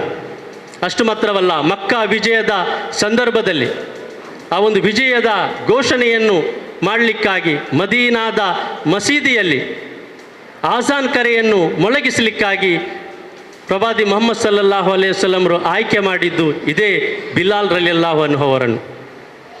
ಜನರಿಂದ ತಿರಸ್ಕರಿಸಲ್ಪಟ್ಟಂತಹ ಓರ್ವ ವ್ಯಕ್ತಿಯನ್ನು ಉನ್ನತ ಸ್ಥಾನಕ್ಕೆ ಏರಿಸ್ತಾರೆ ಪ್ರವಾದಿ ಮುಹಮ್ಮದ್ ಸಲ್ಲಲ್ಲಾಹು ಅಲೈಹಿ ವಸಲ್ಲಂ. ಆ ಸಮಾಜದ ನಾಯಕರನ್ನಾಗಿ ಮಾಡ್ತಾರೆ. ಇದಾಗಿದೆ ಸಮಾನತೆ ಎನ್ನುವಂತಹದ್ದು. ಮನುಷ್ಯರೆಂಬ ನೆಲೆಯಲ್ಲಿ ಎಲ್ಲರೂ ಕೂಡ ಸಮಾನರು ಎನ್ನುವಂತಹ ಒಂದು ಉದಾತ್ತವಾದಂತಹ ಚಿಂತನೆಯನ್ನು ಅವರು ಅಂದು ನೀಡ್ತಾರೆ. ಅದೇ ರೀತಿ ಪ್ರವಾದಿ ಸಲ್ಲಲ್ಲಾಹು ಅಲೈಹಿ ವಸಲ್ಲಮರು ನ್ಯಾಯವನ್ನು ಸಮಾಜದಲ್ಲಿ ಅತ್ಯಂತ ಮಹತ್ವದ ಮೌಲ್ಯವೆಂದು ಪ್ರಚಾರ ಮಾಡಿದರು. ನ್ಯಾಯಕ್ಕೆ ಹೆಚ್ಚು ಮಹತ್ವವನ್ನು ಅವರು ನೀಡಿದರು. ಈ ನ್ಯಾಯ ಮತ್ತು ಸಮಾನತೆ ಇದು ಆದರ್ಶ ಸಮಾಜದ ಬುನಾದಿಯಾಗಿದೆ, ಫೌಂಡೇಶನ್ ಆಗಿದೆ. ಇದು ಎರಡು ಆದರ್ಶ ಸಮಾಜದ ಅಡಿಪಾಯ ಆಗಿದೆ. ನ್ಯಾಯ ಮತ್ತು ಸಮಾನತೆ ಇದು ಒಂದು ಆದರ್ಶ ಸಮಾಜದಲ್ಲಿ ಇರಲೇಬೇಕು. ಒಂದು ಆದರ್ಶ ಸಮಾಜ ರೂಪುಗೊಳ್ಳಬೇಕಾದರೆ ಬಹಳ ಅನಿವಾರ್ಯವಾಗಿ ಇರಬೇಕಾದಂತಹ ವಿಷಯಗಳಾಗಿದೆ. ಆ ಸಮಾಜದಲ್ಲಿ ಇರಬೇಕಾದಂತಹ ನ್ಯಾಯ ಮತ್ತು ಸಮಾನತೆ ಎನ್ನುವಂತಹದ್ದು. ಸಮಾಜದಲ್ಲಿ ಯಾರ ಮೇಲೂ ಕೂಡ ಧರ್ಮ, ವರ್ಣ ಅಥವಾ ಹಣದ ಆಧಾರದ ಮೇಲೆ ಭೇದ ಭಾವ ಮಾಡಬಾರದು ಎಂಬುದನ್ನು ಪ್ರವಾದಿ ಮುಹಮ್ಮದ್ ಸಲ್ಲಲ್ಲಾಹು ಅಲೈಹಿ ವಸಲ್ಲಮರು ಕಲಿಸಿ ಕೊಡ್ತಾರೆ. ಮಕ್ಕಾದಲ್ಲಿ ಕುರೇಶ್ ಗೋತ್ರದ ಓರ್ವ ಮಹಿಳೆ ಕಳ್ಳತನದಲ್ಲಿ ಸಿಕ್ಕಿ ಬೀಳ್ತಾಳೆ. ಆಗ ಪ್ರವಾದಿ ಸಲ್ಲಲ್ಲಾಹು ಅಲೈಹಿ ವಸಲ್ಲಮರು ಆಕೆಯ ಮೇಲೆ ಶಿಕ್ಷೆಯನ್ನು ಜಾರಿಗೊಳಿಸ್ತಾರೆ. ಆಗ ಕೆಲವರು ಪ್ರವಾದಿ ಸಲ್ಲಲ್ಲಾಹು ಅಲೈಹಿ ವಸಲ್ಲಮರ ಹತ್ತಿರ ಬಂದು, ಈಕೆ ಇಲ್ಲಿರುವಂತಹ ದೊಡ್ಡ ಮನೆತನದ ಹುಡುಗಿ, ಈಕೆ ಇಲ್ಲಿರುವಂತಹ ಒಂದು ಪ್ರಬಲ ಜನಾಂಗದ ಮಹಿಳೆಯಾಗಿದ್ದಾರೆ, ಆದ ಕಾರಣ ಈಕೆಯನ್ನು ಬಿಟ್ಟು ಬಿಡುವ, ಈಕೆಯನ್ನು ಕ್ಷಮಿಸುವ ಅಂತೇಳಿ. ಪ್ರವಾದಿ ಸಲ್ಲಲ್ಲಾಹು ಅಲೈಹಿ ವಸಲ್ಲಮರ ಮುಖ ಕೆಂಪಗಾಗ್ತದೆ. ಅವರು ಹೇಳ್ತಾರೆ, ನಿಮ್ಮ ಹಿಂದಿನ ಜನಾಂಗದವರು ಕೂಡ ನಾಶವಾದದ್ದು ಇದೇ ಕಾರಣಕ್ಕಾಗಿ. ಅವರು ಸಮಾಜದಲ್ಲಿರುವಂತಹ ಸ್ಥಿತಿವಂತರನ್ನು ಅವರು ಕ್ಷಮಿಸ್ತಾ ಇದ್ದರು ಮತ್ತು ದುರ್ಬಲರನ್ನು ಅವರು ಶಿಕ್ಷಿಸ್ತಾ ಇದ್ದರು. ಈ ಕಾರಣಕ್ಕಾಗಿ ನಿಮ್ಮ ಪೂರ್ವಜರು ನಾಶ ಹೊಂದಿದ್ದಾರೆ ಎನ್ನುವುದು. ನನ್ನ ಮಗಳು ಫಾತಿಮಾ ಕದ್ದರೂ ಕೂಡ ನಾನು ಇದೇ ಶಿಕ್ಷೆಯನ್ನು ವಿಧಿಸ್ತಿದ್ದೆ ಅಂತ ಹೇಳಿ ಪ್ರವಾದಿ ಸಲ್ಲಲ್ಲಾಹು ಅಲೈಹಿ ವಸಲ್ಲಮರು ಬಹಳ ಉಗ್ರವಾಗಿ ಉತ್ತರಿಸ್ತಾರೆ. ಈ ರೀತಿ ಶಿಕ್ಷೆ ಮಾಡಿದವರು ನನ್ನವ ಪರವ ಎಂದು ನೋಡದೆ, ಇತರರು ಅಂತ ನೋಡದೆ ಒಂದೇ ರೀತಿ ನ್ಯಾಯವನ್ನು ಪಾಲಿಸುವಂತಹ ಈ ಮನೋಭಾವ ಪ್ರವಾದಿ ಸಲ್ಲಲ್ಲಾಹು ಅಲೈಹಿ ವಸಲ್ಲಮರು. ಒಮ್ಮೆ ಓರ್ವ ಯಹೂದಿ ಮತ್ತು ಓರ್ವ ಮುಸ್ಲಿಮ ಅವರು ಒಂದು ನ್ಯಾಯಕ್ಕಾಗಿ ಪ್ರವಾದಿ ಸಲ್ಲಲ್ಲಾಹು ಅಲೈಹಿ ವಸಲ್ಲಮರ ಹತ್ತಿರ ಬರ್ತಾರೆ. ಅವರು ಸಾಕ್ಷ್ಯಾಧಾರಗಳನ್ನು ನೋಡಿದಾಗ ಆ ನ್ಯಾಯ ಯಹೂದಿಯ ಪರವಾಗಿತ್ತು. ಅವರು ಯಹೂದಿಯ ಪರವಾಗಿ ತೀರ್ಪು ನೀಡ್ತಾರೆ. ಪ್ರವಾದಿ ಮುಹಮ್ಮದ್ ಸಲ್ಲಲ್ಲಾಹು ಅಲೈಹಿ ವಸಲ್ಲಂ ಈತ ನನ್ನವ, ಈತ ಮುಸ್ಲಿಂ ಅಂತ ಹೇಳಿ ನೋಡಲಿಲ್ಲ, ಬದಲಾಗಿ ಎಲ್ಲಿ ನ್ಯಾಯ ಇದೆ ಅವರು ಅದರ ಕಡೆಗೆ ಅವರು ವಾಳ್ತಾರೆ. ಆ ಅನ್ಯ ಧರ್ಮೀಯನನ್ನು ಅವರು ಹಿಂಬಾಲಿಸ್ತಾರೆ. ಇದೆಲ್ಲವೂ ಕೂಡ ಪ್ರವಾದಿ ಮುಹಮ್ಮದ್ ಸಲ್ಲಲ್ಲಾಹು ಅಲೈಹಿ ವಸಲ್ಲಂ ಅವರು ಪ್ರತಿಪಾದಿಸಿದಂತಹ ನ್ಯಾಯದ ಜ್ವಲಂತ ಉದಾಹರಣೆಗಳಾಗಿದೆ. ಪ್ರವಾದಿ ಸಲ್ಲಲ್ಲಾಹು ಅಲೈಹಿ ವಸಲ್ಲಮರು ಸ್ತ್ರೀಯರಿಗೆ ಸಮಾಜದಲ್ಲಿ ಉನ್ನತ ಸ್ಥಾನಮಾನವನ್ನು ನೀಡಿದರು. ಅಂದು ಸ್ತ್ರೀ ಅಂತ ಹೇಳಿದರೆ ಬಹಳ ಕೀಳಾಗಿ ಕಾಣಲಾಗ್ತಾ ಇತ್ತು. ಸ್ತ್ರೀಯನ್ನು ಕೇವಲ ಭೋಗದ ವಸ್ತು ಅಂತ ಹೇಳಿ ಪರಿಗಣಿಸಲಾಗ್ತಾ ಇತ್ತು. ಸ್ತ್ರೀಯರಿಗೆ ಬದುಕುವ ಹಕ್ಕು ಕೂಡ ಇರಲಿಲ್ಲ. ಈಗಾಗಲೇ ಹೇಳಿದೆ ಎಂತಹ ಒಂದು ಪದ್ಧತಿ ಅಲ್ಲಿತ್ತು ಅಂತ ಹೇಳಿ. ಹೆಣ್ಣು ಮಗು ಅಂತ ಹೇಳಿದರೆ ಅಪಮಾನ, ಶಾಪ ಅಂತ ಹೇಳಿ ಭಾವಿಸಿ ಜೀವಂತವಾಗಿ ಹೂಳುವಂತಹ ಒಂದು ಸಂಪ್ರದಾಯ, ಕಿರಾತಕವಾದಂತಹ ಸಂಪ್ರದಾಯ. ಆ ಸಂಪ್ರದಾಯವನ್ನು ಪ್ರವಾದಿ ಮುಹಮ್ಮದ್ ಸಲ್ಲಲ್ಲಾಹು ಅಲೈಹಿ ವಸಲ್ಲಂ ಅವರು ಬದಲಾಯಿಸ್ತಾರೆ. ಸ್ತ್ರೀಯರಿಗೆ ಸಮಾಜದಲ್ಲಿ ಉನ್ನತವಾದಂತಹ ಸ್ಥಾನಮಾನವನ್ನು ಅವರು ಒದಗಿಸಿ ಕೊಡ್ತಾರೆ. ಸ್ತ್ರೀಯರು ಶಾಪ, ಅವರ ಅಪಮಾನ ಎಂದು ಭಾವಿಸಿದಂತಹ ಸಮಾಜ ಹೆಣ್ಣು ಮಗು ಜನಿಸಿದಾಗ ಸಂಭ್ರಮಿಸುವಂತಹ ಒಂದು ವಾತಾವರಣ ಅಲ್ಲಿ ನಿರ್ಮಾಣ ಆಗ್ತದೆ. ಅಷ್ಟು ಮಾತ್ರವಲ್ಲ, ಸ್ತ್ರೀಗೆ ಎಲ್ಲ ರೀತಿಯ ಹಕ್ಕುಗಳನ್ನು ಅವರು ಒದಗಿಸಿಕೊಡ್ತಾರೆ. ಸ್ತ್ರೀ ಆ ಸಮಾಜದಲ್ಲಿ ಸುರಕ್ಷಿತಳಾಗಿ, ಅದೇ ರೀತಿ ಸಂರಕ್ಷಣೆಯೊಂದಿಗೆ ಬದುಕುವಂತಹ, ಎಲ್ಲ ರೀತಿಯ ರಕ್ಷಣೆಯೊಂದಿಗೆ ಬದುಕುವಂತಹ ಒಂದು ವಾತಾವರಣ ಅಲ್ಲಿ ಆಗ್ತದೆ. ಓರ್ವ ಸ್ತ್ರೀ ಆಭರಣ ಭೂಷಿತಳಾಗಿ, ಯಾರದೇ ಹೆದರಿಕೆ ಇಲ್ಲದೆ ರಸ್ತೆಯಲ್ಲಿ ಸಂಚರಿಸುವಂತಹ ಒಂದು ಸ್ಥಿತಿ ಅಲ್ಲಿ ನಿರ್ಮಾಣವಾಗ್ತದೆ. ಇಂತಹ ಒಂದು ಸಮಾಜವನ್ನು ಅವರು ಬೆಳೆಸ್ತಾರೆ. ಸ್ತ್ರೀಯರಿಗೆ ಎಲ್ಲ ರೀತಿಯ ಗೌರವ, ಸ್ಥಾನಮಾನವನ್ನು ಪ್ರವಾದಿ ಮುಹಮ್ಮದ್ ಸಲ್ಲಲ್ಲಾಹು ಅಲೈಹಿ ವಸಲ್ಲಂರು ಒದಗಿಸಿಕೊಡ್ತಾರೆ. ಅದೇ ರೀತಿ ಧರ್ಮ ಸಹಿಷ್ಣುತೆಗೆ ಪ್ರವಾದಿ ಸಲ್ಲಲ್ಲಾಹು ಅಲೈಹಿ ವಸಲ್ಲಂರು ಹೆಚ್ಚು ಒತ್ತು ಕೊಟ್ಟಿದ್ದಾರೆ. ವಿವಿಧ ಧರ್ಮಗಳ ಮಧ್ಯೆ ಒಳ್ಳೆಯ ಬಾಂಧವ್ಯ ಇರಬೇಕು, ಸಹಬಾಳ್ವೆಯೊಂದಿಗೆ ಬದುಕಬೇಕು ಎನ್ನುವಂತಹ ಚಿಂತನೆಗಳನ್ನು, ಎನ್ನುವಂತಹ ಉಪದೇಶವನ್ನು ಅವರು ಮಾಡಿದರು. ಅವರು ಮದೀನಾಕ್ಕೆ ಹೋದಾಗ ಆ ಮದೀನಾದಲ್ಲಿ ಬೇರೆ ಬೇರೆ ಧರ್ಮದವರಿದ್ದರು. ಅವರೆಲ್ಲರೊಂದಿಗೆ ಕೂಡ ಅವರು ಸೌಹಾರ್ದಯುತ ಒಂದು ಜೀವನವನ್ನು ಅಲ್ಲಿ ಅವರು ನಡೆಸ್ತಾರೆ. ಈ ರೀತಿ ಸಹಿಷ್ಣುತೆಗೆ ಅವರು ಹೆಚ್ಚು ಒತ್ತನ್ನು ನೀಡಿದ್ದಾರೆ. ಕೋಮುವಾದವನ್ನು ಬಹಳ ಉಗ್ರವಾಗಿ ಅವರು ವಿರೋಧಿಸಿದ್ದಾರೆ. ಕೋಮುವಾದ ಅಂತ ಹೇಳಿದರೆ ತನ್ನವನು ಏನಾದರೂ ತಪ್ಪು ಮಾಡಿದಾಗ ಅದನ್ನು ಸಮರ್ಥಿಸುವುದು, ಅದರ ಪರವಾಗಿ ಇರುವುದು, ಇದು ಕೋಮುವಾದ ಅಂತ ಹೇಳಿ ಪ್ರವಾದಿ ಸಲ್ಲಲ್ಲಾಹು ಅಲೈಹಿ ವಸಲ್ಲಂರು ಆ ಸಮಾಜಕ್ಕೆ ಕಲಿಸಿಕೊಡ್ತಾರೆ. ಕೋಮುವಾದಕ್ಕಾಗಿ ದುಡಿಯುವವನು, ಕೋಮುವಾದಕ್ಕಾಗಿ ಮಡಿಯುವವನು ಆತ ನನ್ನವನಲ್ಲ, ಆತ ಸತ್ಯವಿಶ್ವಾಸಿ ಆಗಲಿಕ್ಕೆ ಸಾಧ್ಯ ಇಲ್ಲ ಅಂತ ಹೇಳಿ ಪ್ರವಾದಿ ಸಲ್ಲಲ್ಲಾಹು ಅಲೈಹಿ ವಸಲ್ಲಂರು ಹೇಳ್ತಾರೆ. ಅದೇ ರೀತಿ ಝಕಾತ್ ಮತ್ತು ಸದಕಾ ಈ ಒಂದು ವ್ಯವಸ್ಥೆಯನ್ನು ಅವರಲ್ಲಿ ಸ್ಥಾಪಿಸ್ತಾರೆ. ಆ ಮೂಲಕ ಬಡವರಿಗೆ, ನಿರ್ಗತಿಕರಿಗೆ, ಇಂತಹವರ ಸಹಾಯಕ್ಕೆ ಅವರು ಬರ್ತಾರೆ. ಎಷ್ಟರವರೆಗೆ ಅಂತ ಹೇಳಿದರೆ, ಒಂದು ಸಂದರ್ಭ ಬಂತು, ಝಕಾತ್ ಕೊಡುವವರಿದ್ದಾರೆ, ಕೇಳುವವರು ಯಾರೂ ಇಲ್ಲ, ಝಕಾತ್ ಪಡೆಯುವವರು ಯಾರೂ ಇಲ್ಲ. ಝಕಾತ್ನ ಚೀಲ ಹಿಡಿದು ಮನೆ ಮನೆಗೆ ಹೋದಾಗ ಯಾರೂ ಕೂಡ ಝಕಾತ್ ಪಡೆಯುವವರಿಲ್ಲ. ಆ ರೀತಿ ಅವರು ಬಡತನವನ್ನು ಅಲ್ಲಿ ನಿರ್ಮೂಲನ ಮಾಡಿದರು. ಶ್ರೀಮಂತರ ಸಂಪತ್ತಿನಲ್ಲಿ ಬಡವರ ಹಕ್ಕಿದೆ, ಈ ರೀತಿ ಅವರಿಗೆ ಮನವರಿಕೆ ಮಾಡಿಸಿ ಕೊಟ್ಟರು. ಇದೆಲ್ಲವೂ ಕೂಡ ಪ್ರವಾದಿ ಮುಹಮ್ಮದ್ ಸಲ್ಲಲ್ಲಾಹು ಅಲೈಹಿ ವಸಲ್ಲಂರು ಪವಿತ್ರ ಕುರಾನಿನ ಆ ಒಂದು ಮಾರ್ಗದರ್ಶನದ ಮೂಲಕ ಅವರು ಎಲ್ಲ ಬದಲಾವಣೆಗಳನ್ನು ಮಾಡಲಿಕ್ಕೆ ಸಾಧ್ಯ ಆಯಿತು. ಅಲ್ಲಾಹನ ಗೈಡೆನ್ಸ್ ಇತ್ತು, ಅವರಿಗೆ ಮಾರ್ಗದರ್ಶನ ಇತ್ತು, ಅವರಿಗೆ ಅಲ್ಲಾಹನ ವಾಣಿ ಅವತೀರ್ಣ ಆಗ್ತಾ ಇತ್ತು.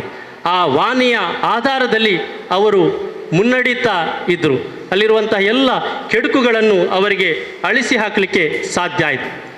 ಅನೈತಿಕತೆ, ಅದೇ ರೀತಿ ಅಶ್ಲೀಲತೆಯ ಎಲ್ಲ ದ್ವಾರಗಳನ್ನು ಅವರು ಮುಚ್ಚಿ ಹಾಕಿದರು. ಅನೈತಿಕತೆ ಮತ್ತು ಅಶ್ಲೀಲತೆ ಎಲ್ಲ ದ್ವಾರಗಳನ್ನು ಮುಚ್ಚಿ ಹಾಕಿದರು. ಇಂದು ನಾವು ಅನೈತಿಕತೆ, ಅಶ್ಲೀಲತೆಯ ದ್ವಾರಗಳನ್ನು ತೆರೆದಿಟ್ಟು ಇಲ್ಲಿ ಒಂದು ಆದರ್ಶ ಸಮಾಜ ನಿರ್ಮಾಣ ಆಗಬೇಕು ಅಂತ ಹೇಳಿ ನಾವು ಬಯಸ್ತೇವೆ. ಇದು ದೊಡ್ಡ ಮೂರ್ಖತನವಾಗಿದೆ, ಇದು ದೊಡ್ಡ ಬೂಟಾಟಿಕೆಯಾಗಿದೆ. ಈ ರೀತಿ ಬದಲಾವಣೆ ಉಂಟಾಗಲಿಕ್ಕೆ ಸಾಧ್ಯ ಇಲ್ಲ.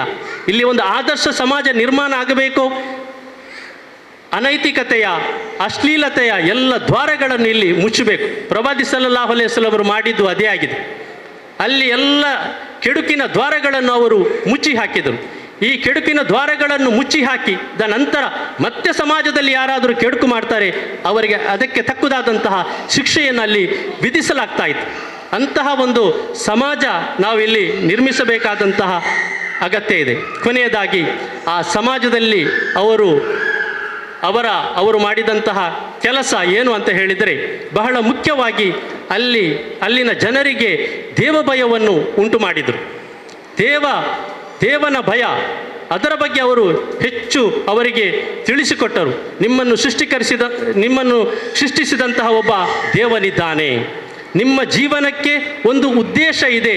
ನೀವು ಸುಮ್ಮನೆ ಇಲ್ಲಿ ಬಂದು ಹೋಗಲಿಕ್ಕೆ ಬಂದವರಲ್ಲ, ಬದಲಾಗಿ ನಿಮಗೆ ಕೆಲವೊಂದು ಜವಾಬ್ದಾರಿಕೆಗಳಿದೆ, ನಿಮಗೆ ಹೊಣೆಗಾರಿಕೆ ಇದೆ. ಈ ಹೊಣೆಗಾರಿಕೆಯ ಬಗ್ಗೆ ನಿಮ್ಮನ್ನು ಪ್ರಶ್ನಿಸಲಾಗ್ತದೆ, ಉತ್ತರದಾಯಿತ್ವ ಇದೆ. ನೀವು ನಾಳೆ ಆ ದೇವನ ಮುಂದೆ, ಸೃಷ್ಟಿಕರ್ತನ ಮುಂದೆ ಹಾಜರಾಗಲಿಕ್ಕಿದೆ, ನಿಮ್ಮ ಜೀವನದ ಲೆಕ್ಕಾಚಾರವನ್ನು ಸಮರ್ಪಿಸಲಿಕ್ಕಿದೆ ಎನ್ನುವಂತಹ ವಾಸ್ತವಿಕಾಂಶವನ್ನು ಅವರು ಜನರ ಮುಂದೆ ಇಟ್ಟರು.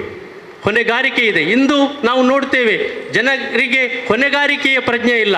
ನಾನು ಯಾಕೆ ಈ ಭೂಲೋಕಕ್ಕೆ ಬಂದಿದ್ದೇನೆ ಎಂಬುದರ ಬಗ್ಗೆ ಅವರಿಗೆ ಗೊತ್ತಿಲ್ಲ, ಜವಾಬ್ದಾರಿಕೆಯ ಪ್ರಜ್ಞೆ ಇಲ್ಲ. ಆದ ಕಾರಣ ಕೆಡುಕುಗಳು ಇಂದು ವ್ಯಾಪಿಸ್ತಾ ಇದೆ. ಆದ ಕಾರಣ ಇಲ್ಲಿ ನೈತಿಕ ಮೌಲ್ಯಗಳನ್ನು ನಾವು ಎತ್ತಿ ಹಿಡಿಯುವಂತಹ ಕೆಲಸ ಆಗಬೇಕು, ಮಾನವೀಯ ಮೌಲ್ಯಗಳನ್ನು ನಾವು ಎತ್ತಿ ಹಿಡಿಯುವಂತಹ ಕೆಲಸ ಆಗಬೇಕು. ಅದೇ ರೀತಿ ಅನೈತಿಕತೆಯ, ಅದೇ ರೀತಿ ಅಶ್ಲೀಲತೆಯ ಎಲ್ಲ ದ್ವಾರಗಳನ್ನು ನಾವು ಮುಚ್ಚಲಿಕ್ಕೆ ನಾವೆಲ್ಲರೂ ಕೂಡ ಪ್ರಯತ್ನಿಸಬೇಕಾಗಿದೆ. ಈ ರೀತಿ ವ್ಯಕ್ತಿಯನ್ನು ಸುಧಾರಿಸುವುದರ ಮೂಲಕ ಒಂದು ಕುಟುಂಬವನ್ನು ಸುಧಾರಿಸಲಿಕ್ಕೆ ಸಾಧ್ಯ ಇದೆ. ಒಂದು ಕುಟುಂಬ ಸುಧಾರಣೆಗೊಂಡ್ರೆ ಸಮಾಜದಲ್ಲಿ ಬದಲಾವಣೆಯನ್ನು ತರಲಿಕ್ಕೆ ಸಾಧ್ಯ ಇದೆ. ಆ ಮೂಲಕ ಒಂದು ಆದರ್ಶ ಸಮಾಜವನ್ನು ನಿರ್ಮಿಸಲಿಕ್ಕೆ ಖಂಡಿತವಾಗಿಯೂ ಸಾಧ್ಯ ಇದೆ. ಈ ಆದರ್ಶ ಸಮಾಜದಲ್ಲಿ ಮುಖ್ಯವಾಗಿ ಕೆಲವೊಂದು ಮಹತ್ವಪೂರ್ಣವಾದಂತಹ ತತ್ವಗಳು ಇರಬೇಕು. ಅದಾಗಿದೆ ನೈತಿಕತೆ, ಮಾನವೀಯತೆ ಎನ್ನುವಂತಹದ್ದು, ನ್ಯಾಯ ಎನ್ನುವಂತಹದ್ದು, ಸಮಾನತೆ ಎನ್ನುವಂತಹದ್ದು. ಆ ಸಮಾನತೆ ಎಲ್ಲ ಇದರಲ್ಲೂ ಕೂಡ ಇರಬೇಕು. ಅದರ ಆರ್ಥಿಕ ಸಮಾನತೆ, ಅದೇ ರೀತಿ ಸ್ತ್ರೀಯರಿಗೆ ಅವರಿಗೆ ಒಂದು ಭದ್ರತೆ ಇಲ್ಲಿ ಇರಬೇಕು. ಇಂದು ಸ್ತ್ರೀ ಸ್ವಾತಂತ್ರ್ಯದ ಹೆಸರಿನಲ್ಲಿ ಸ್ತ್ರೀ ಶೋಷಣೆ ಇಲ್ಲಿ ನಡೀತಾ ಇರುವುದನ್ನು ನಾವು ಕಾಣ್ತಾ ಇದ್ದೇವೆ. ಅದೆಲ್ಲವನ್ನು ಕೂಡ ನಾವು ಇಲ್ಲಿ ಮುಚ್ಚಿ ಹಾಕಬೇಕು. ಅಶ್ಲೀಲತೆ ಮತ್ತು ಈ ಅನೈತಿಕತೆಯ ಅದು ಬೇರೆ ಬೇರೆ ರೀತಿಯಲ್ಲಿ ಇಲ್ಲಿ ಅಲ್ಲಿ ನಡೀತಾ ಇದೆ. ಅದು ಫಿಲ್ಮ್ನ ರೂಪದಲ್ಲಿ, ಕಲೆಯ ರೂಪದಲ್ಲಿ, ಅದೇ ರೀತಿ ಟೂರಿಸಂನ ರೂಪದಲ್ಲಿ, ಸಂಗೀತದ ರೂಪದಲ್ಲಿ ಇಲ್ಲಿ ಅಶ್ಲೀಲತೆಯನ್ನು, ಅನೈತಿಕತೆಯನ್ನು ಹರಡಲಾಗ್ತದೆ. ಎಷ್ಟ ತನಕ ಇದೆಲ್ಲವನ್ನು ಕೂಡ ನಾವು ಮುಚ್ಚಿ ಹಾಕುವುದಿಲ್ಲವೋ ಅಷ್ಟ ತನಕ ನಮಗೆ ಆದರ್ಶ ಸಮಾಜವನ್ನು ಕಲ್ಪಿಸಲಿಕ್ಕೆ ಖಂಡಿತವಾಗಿಯೂ ಸಾಧ್ಯ ಇಲ್ಲ. ಈ ಎಲ್ಲ ವಿಷಯಗಳನ್ನು ನಾವು ಅವಲೋಕಿಸುವಾಗ ಪ್ರವಾದಿ ಸಲ್ಲಲ್ಲಾಹು ಅಲೈಹಿ ವಸಲ್ಲಂ 6ನೇ ಶತಮಾನದಲ್ಲಿ ಅವರು ಬೋಧಿಸಿದಂತಹ ಬೋಧನೆಗಳು, ಅವರ ಮಾರ್ಗದರ್ಶನಗಳು ಅದು ಎಷ್ಟು ಪ್ರಸ್ತುತವಾಗಿದೆ ಇಂದಿನ ಕಾಲಘಟ್ಟಕ್ಕೆ ಎಂದು ನಮಗೆ ಮನವರಿಕೆ ಮಾಡಿಸಿಕೊಳ್ಳಲಿಕ್ಕೆ ಖಂಡಿತವಾಗಿಯೂ ಸಾಧ್ಯ ಇದೆ. ಅದರ ಬಗ್ಗೆ ಒಂದು ವಿಶಾಲವಾದಂತಹ ಚರ್ಚೆಗೆ ನಾವೆಲ್ಲರೂ ಕೂಡ ಸಿದ್ಧರಾಗಬೇಕು. ಸರ್ವಶಕ್ತನಾದಂತಹ ದೇವನು ನಮ್ಮೆಲ್ಲರನ್ನು ಈ ನಿಟ್ಟಿನಲ್ಲಿ ಅನುಗ್ರಹಿಸಲಿ ಎನ್ನುವಂತಹ ಪ್ರಾರ್ಥನೆಯೊಂದಿಗೆ ಮಾತುಗಳನ್ನು ಕೊನೆಗೊಳಿಸ್ತಾ ಇದ್ದೇನೆ. ವಾಖಿರ್ ದವಾನಾ ಅಲ್ಹಮ್ದುಲಿಲ್ಲಾಹಿ ರಬ್ಬಿಲ್ ಆಲಮೀನ್. ಸರ್ವಸ್ತುತಿಯು ಸರ್ವಲೋಕಗಳ ಒಡೆಯನಿಗೆ ಮೀಸಲು. ನಿರ್ಮಾಣ ಮಾಡಿದರು ಎಂಬ ಬಗ್ಗೆ ವಿವರಣೆಯನ್ನು ನೀಡಿದಂತಹ ಡಾಕ್ಟರ್ ಮೊಹಮ್ಮದ್ ಮುಬೀನ್ ಇವರಿಗೆ ಧನ್ಯವಾದಗಳು.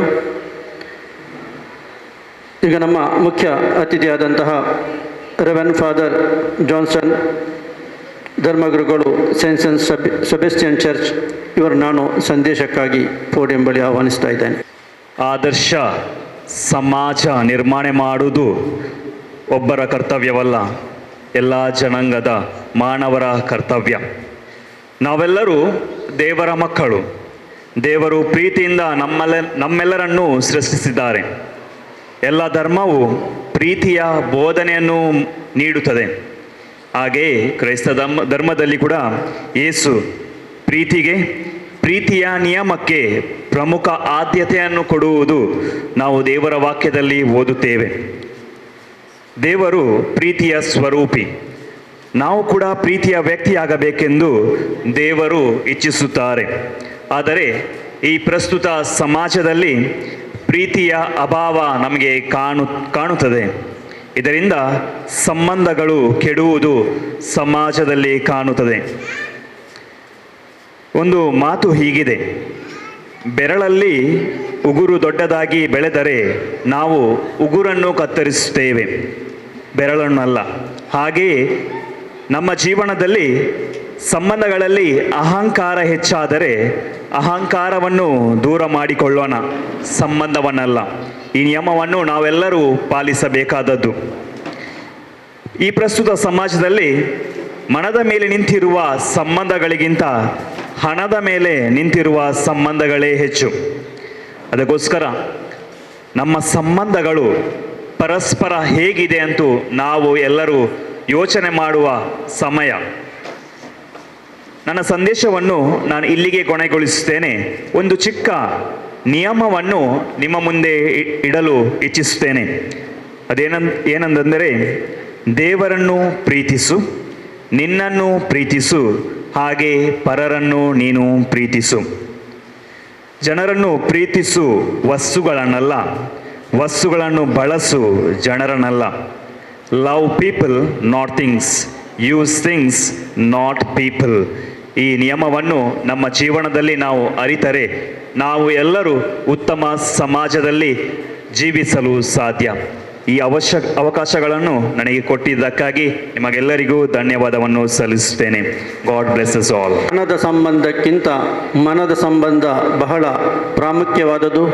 ಅತ್ಯುತ್ತಮವಾದ ಸಂದೇಶವನ್ನು ಬಹಳ ಚುಟುಕಾಗಿ ನೀಡಿದಂತಹ ರೆವರೆಂಡ್ ಫಾದರ್ ಜಾನ್ಸನ್ ಇವರಿಗೆ ತುಂಬ ಹೃದಯದ ಧನ್ಯವಾದಗಳು. ಈಗ ಇನ್ನೋರ್ವ ಮುಖ್ಯ ಅತಿಥಿ Shri Naveen Nayak, founder and director Abhimo technology, ಇವರನ್ನು ಸಂದೇಶಕ್ಕಾಗಿ ಪೋಡಿಯಂಗೆ ಆಹ್ವಾನಿಸ್ತಾ ಇದ್ದೇನೆ. ಪ್ರಥಮವಾಗಿ ಎಲ್ಲರಿಗೂ ನನಗೆ ಒಂದು 2 ನಿಮಿಷ ಮಾತಾಡಲಿಕ್ಕೆ ಅವಕಾಶ ಮಾಡಿಕೊಟ್ಟ ನಿಮಗೆಲ್ಲರಿಗೂ ಧನ್ಯವಾದ. ನಮ್ಮಲ್ಲಿ 11ನೇ ಶತಮಾನದಲ್ಲಿ ಬಸವಣ್ಣನವರು ಹೇಳಿದ್ದಾರೆ, ದಯವಿಲ್ಲದ ಧರ್ಮವತಾವದಯ್ಯ, ದಯವೇ ಬೇಕು ಸಕಲ ಎಲ್ಲದರಲ್ಲಿಯೂ ಅಂತ ಹೇಳಿದ್ದಾರೆ. ಅದೇ ರೀತಿ ಪ್ರತಿಯೊಂದು ಧರ್ಮದ ಮೂಲ ಉದ್ದೇಶವೇ ದಯೆ. ಅಂದರೆ ನಾವು ಈಗೇನಾಗ್ತಿದೆ ಅಂತ ಹೇಳಿದರೆ, ಇತ್ತೀಚಿನ ದಿನಗಳಲ್ಲಿ ನಾವು ದಯೆ ಅನ್ನೋದನ್ನೇ ಮರಿತಾ ಇದ್ದೇವೆ. ಒಬ್ಬರಿಗೊಬ್ಬರಿಗೆ ಯಾವುದೇ ಒಂದು ಸಣ್ಣ ಸಣ್ಣ ವಿಷಯದಲ್ಲಿ ಮನಸ್ತಾಪಗಳಾಗಲಿ, ಬೇಜಾರಾಗಲಿ, ಜಗಳಗಳಾಗಲಿ ಮಾಡ್ತಾ ಇದ್ದೇವೆ. ಇದನ್ನೆಲ್ಲ ನಾವು ನಿವಾರಿಸಬೇಕಂತೇಳಿದರೆ ಇದಕ್ಕೆ ಮುಖ್ಯವಾಗಿ ಬೇಕಾದಿರೋಂಥ ಒಳ್ಳೆಯ ಶಿಕ್ಷಣ. ಪ್ರತಿಯೊಬ್ಬರಲ್ಲಿ ಶಿಕ್ಷಣ ಮತ್ತು ಪ್ರತಿಯೊಬ್ಬರಿಗೆ ಒಂದು ಒಳ್ಳೆಯ ಉದ್ಯೋಗ ಅವಕಾಶ ಯಾವಾಗ ಸಿಗ್ತದೆ, ಅವರು ಬೇರೆ ಇಲ್ಲದ ವಿಚಾರಗಳನ್ನು ಬಿಟ್ಟು ಅವರ ಮುಖ್ಯವಾದ ವಾಹಿನಿಗೆ ಬರ್ತಾರೆ ಅಂತ ನನ್ನ ಅನಿಸಿಕೆ. ಸೊ ಅದೇ ರೀತಿ ಈ ಕಾರ್ಯಕ್ರಮ ನಡೆಸಿಕೊಟ್ಟ ನಮ್ಮ ಆದರ್ಶ ಸಮಾಜದ ನಿರ್ಮಾಣ ಪ್ರವಾದಿ ಮೊಹಮ್ಮದ್ ಅವರ ಶಿಕ್ಷಣದ ಬೆಳಕಿನಲ್ಲಿ ಈ ಕಾರ್ಯಕ್ರಮ ಇನ್ನೂ ಮುಂದೆ ಚೆನ್ನಾಗಿ ಮೂಡಿ ಬರಲಿ. ಹಾಗೆ ನಮ್ಮ ಇಂಥ ಕಾರ್ಯಕ್ರಮಗಳಿಗೆ ಇನ್ನು ಮುಂದೆ ಸಹ ಏನಾದರೂ ನನ್ನಿಂದ ಏನಾದರೂ ಸಹಾಯ ಏನಾದರೂ ಬೇಕಾದರೆ, ನನ್ನಿಂದ ಏನಾದರೂ ಇದು ಬೇಕಾದರೆ ನಾನು ಖಂಡಿತ ಮಾಡ್ತೇನೆ ಅಂತ ಈಗ ಹೇಳ್ಕೊಡ್ತೇನೆ. ನಿಮಗೆಲ್ಲರಿಗೂ ಧನ್ಯವಾದ. ಸಂದೇಶವನ್ನು ನೀಡಿದಂತಹ, ಶುಭವನ್ನು ಹಾರೈಸಿದಂತಹ ಸನ್ಮಾನ್ಯ ನವೀನ್ ನಾಯಕ್ ಇವರಿಗೆ ತುಂಬ ಹೃದಯದ ಧನ್ಯವಾದಗಳು. ಈಗ ನಮ್ಮ ಕಾರ್ಯಕ್ರಮದ ಪ್ರಮುಖ ಭಾಗ ವಿಚಾರ ವಿನಿಮಯ. ಇಲ್ಲಿ ಭಾಗವಹಿಸಿದ ಎಲ್ಲರಿಗೂ ಕೂಡ ತಮ್ಮ ಅನಿಸಿಕೆಗಳನ್ನು ಮಂಡಿಸಲು ಅವಕಾಶವಿದೆ. 30 ನಿಮಿಷಗಳ ಅವಕಾಶವಿದೆ ಒಟ್ಟು ಈ ಕಾರ್ಯಕ್ರಮಕ್ಕೆ. ನಾವು ಪ್ರಥಮವಾಗಿ ವಿದ್ಯಾಧರ್ ಶೆಟ್ಟಿ, ಡೈರೆಕ್ಟರ್ ಪೊಸಕರೋಳು, ಇವರನ್ನು ತಮ್ಮ ಅನಿಸಿಕೆಗಾಗಿ ಪೋಡಿಯಂ ಬಳಿ ಆಹ್ವಾನಿಸ್ತಾ ಇದ್ದೇನೆ. ವೇದಿಕೆಯಲ್ಲಿರುವಂತಹ ಎಲ್ಲ ಆತ್ಮೀಯ ಗಣ್ಯ ಬಂಧುಗಳೇ, ವೇದಿಕೆಯ ಮುಂಭಾಗದಲ್ಲಿರುವಂತಹ ಎಲ್ಲ ಸಮಾನ ಮನಸ್ಕ ಗಣ್ಯರೇ, ಬಂಧುಗಳೇ, ಆದರ್ಶ ಸಮಾಜದ ನಿರ್ಮಾಣ ಪ್ರವಾದಿ ಮೊಹಮ್ಮದ್ ಸಾರ್ ಅವರ ಶಿಕ್ಷಣದ ಬೆಳಕಿನಲ್ಲಿ ಎನ್ನುವಂತಹ ವಿಷಯದ ಜೊತೆಗೆ ವಿಚಾರ ವಿನಿಮಯ ಕಾರ್ಯಕ್ರಮ ಬಹುಶಃ ಸಮಾಜಕ್ಕೆ ಅಗತ್ಯವಾದಂತಹ ಒಂದು ಸಂದೇಶ ನೀಡುವಂತಹ ಕಾರ್ಯಕ್ರಮ ಇದಾಗಿದೆ. ಪ್ರವಾದಿಯವರ ಬದುಕಿನ ಸಾಧನೆಗಳ ಬಗ್ಗೆ, ಅವರ ಆ ಒಂದು ತತ್ವ ಸಂದೇಶಗಳ ಬಗ್ಗೆ ಈಗಾಗಲೇ ವಿಚಾರವನ್ನು ಮಂಡಿಸಿದಂತಹ ಡಾಕ್ಟರ್ ಮೊಹಮ್ಮದ್ ಮುಬೀನ್ರವರು ಬಹಳ ಸಮಯದ ಮಿತಿಯಲ್ಲಿ ತಿಳಿಸಿದ್ದಾರೆ.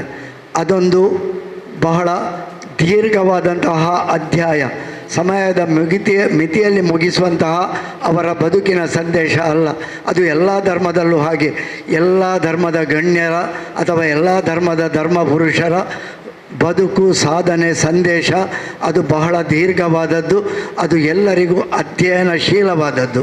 ಇದರಲ್ಲಿ ಮುಸ್ಲಿಂ ಬಂಧುಗಳಿಗೆ ಪ್ರವಾದಿಯವರ ಬದುಕು ಸಂದೇಶ ಬಹಳ ಅಗತ್ಯ. ಯಾಕೆ ಅಂತ ಹೇಳಿದರೆ, ಅವರ ಆ ಒಂದು ಕಾಲಘಟ್ಟದ ನಂತರ ಇಸ್ಲಾಂ ಎನ್ನುವಂತಹ ಒಂದು ಮತ ಪ್ರವರ್ತನೆಯಾಗಿ ಆ ಪವಿತ್ರ ಕುರಾನ್ ಅವರಿಂದ ಭೂಮಿಗೆ ಅವತರಣವಾಗಿ ಅದು ಹೊಸ ಬೆಳಕನ್ನು ನೀಡುತ್ತದೆ. ನಮ್ಮ ಸಭಾಂಗಣದಲ್ಲಿಯೂ ನಾವು ಎದುರಿಗೆ ಬೆಳಕು, ಹಿಂದೆ ಬೆಳಕಿನ ಆ ಒಂದು ಸಂದೇಶವನ್ನು ನೋಡ್ತಾ ಇದ್ದೇವೆ, ಬೆಳಕನ್ನು ನೋಡ್ತಾ ಇದ್ದೇವೆ. ಈ ಬೆಳಕು ನಮ್ಮ ಬದುಕಿನಲ್ಲಿ ಹೇಗೆ ಅಗತ್ಯ ಅಂತ ಹೇಳಿದರೆ, ಅದು ಕೇವಲ ಶಿಕ್ಷಣದ ಬೆಳಕು ಮಾತ್ರವೇ ಅಲ್ಲ, ಒಬ್ಬರ ತತ್ವ ಪ್ರಚಾರದ ಬೆಳಕು ಮಾತ್ರವೇ ಅಲ್ಲ, ಒಬ್ಬರು ಬದುಕು ಸಾಧನೆಯಲ್ಲಿ, ನಡೆ ನುಡಿಯಲ್ಲಿ ಹೇಗೆ ಬದುಕಿ ಸಾಧಿಸಿ ಇನ್ನೊಬ್ಬರಿಗೆ ಮಾದರಿಯಾಗುವರು ಎನ್ನುವುದಕ್ಕೆ ಪ್ರವಾದಿಯವರ ಬದುಕು ಬಹಳ ದೊಡ್ಡ ಸಾಕ್ಷಿ. ಯಾಕೆಂದರೆ ಅದೆಷ್ಟೋ ಲಕ್ಷಾಂತರ ಮಂದಿ ಅನುಯಾಯಿಗಳು ಅವರನ್ನು ಅನುಸರಿಸುತ್ತಿರುವುದೇ ಇದಕ್ಕೆ ಒಂದು ಸಾಕ್ಷಿ. ಹಾಗಾಗಿ ಅಂತಹ ದೊಡ್ಡ ಸಂದೇಶ ಅವರ ಬದುಕಿನಲ್ಲಿ ಯಾಕೆ ಆಯಿತು ಅಂತ ಹೇಳಿ ನಾವು ಮೂಲವಾಗಿ ತಿಳಿದುಕೊಂಡ್ರೆ, ಅವರ ಬದುಕಿನ ಕಾಲಘಟ್ಟವನ್ನು ಹೇಳಿದರು ಡಾಕ್ಟರ್ ಮೊಹಮ್ಮದ್ ಮೊಬೀನ್ರವರು. ಅದು ಬಹಳ ಸಂಘರ್ಷದ, ಬಹಳ ಕ್ಲಿಷ್ಟಕರವಾದಂತಹ, ಬಹಳ ಸಮಾಜವನ್ನು ಎದುರಿಸಲು ಸಾಧ್ಯವಿಲ್ಲದೆ ಬದುಕುತ್ತಿರುವಂತಹ ಒಂದು ಕಾಲಘಟ್ಟ. ಆ ಕಾಲಘಟ್ಟವನ್ನು ನಾವು ಈಗ ಊಹಿಸಿಕೊಳ್ಳಿಕ್ಕೆ ಸಾಧ್ಯ ಇಲ್ಲ. ಆದರೂ ನಮ್ಮ ಪ್ರಸ್ತುತ ಕಾಲಘಟ್ಟದ ವಿದ್ಯಮಾನದಲ್ಲಿ ನಡೆಯುತ್ತಿರುವಂತಹ ಕೆಲವು ಘಟನೆಗಳನ್ನು ನೋಡಿದರೆ, ಶಿಕ್ಷಿತ ಸಮಾಜದ ನಡುವೆ ಹೀಗೆಲ್ಲವೂ ಆಗುತ್ತದೆ ಅಂತ ಆದರೆ, ಹಾಗಿದ್ರೆ ಆ ಕಾಲಘಟ್ಟ ಅದು ಅಶಿಕ್ಷಿತ ಸಮಾಜವಾಗಿತ್ತು. ಆಗ ಮೊಹಮ್ಮದ್ ಮೊಬೀನ್ರವರು ಹೇಳಿದರು, ಹೆಣ್ಣು ಮಕ್ಕಳನ್ನು ಜೀವಂತವಾಗಿ ಹೂಳುವಂತಹ ಒಂದು ಕ್ರೂರ ಪದ್ಧತಿ, ಹೆಣ್ಣುಗಳನ್ನು ಶಿಕ್ಷಿಸುವಂತಹ ಕ್ರೂರ ಪದ್ಧತಿ, ಸಮಾಜದ ಕೆಡುಕುಗಳೆಲ್ಲವನ್ನು ವಿಜೃಂಭಿಸುವಂತಹ ಪದ್ಧತಿ ಎಲ್ಲವೂ ಆ ಕಾಲಘಟ್ಟದಲ್ಲಿತ್ತು. ಇದೆಲ್ಲವನ್ನು ಎದುರಿಸುವುದಂತ ಹೇಳಿದರೆ ನಾವು ಒಂದು ಮಾತು ಹೇಳ್ತೇವೆ, ಪ್ರವಾಹದ ವಿರುದ್ಧ ಈಜುವುದು. ಅದಕ್ಕೆ 8 ಎದೆ ಬೇಕು ಅಂತ ಹೇಳ್ತೇವೆ, ಗಂಡೆದೆ ಬೇಕು ಅಂತ ಹೇಳ್ತೇವೆ. ಪ್ರವಾಹದ ವಿರುದ್ಧ ಈಜುವುದು ಅಂತ ಹೇಳಿದರೆ ಅದು ಅಷ್ಟು ಸುಲಭದ ಮಾತಲ್ಲ.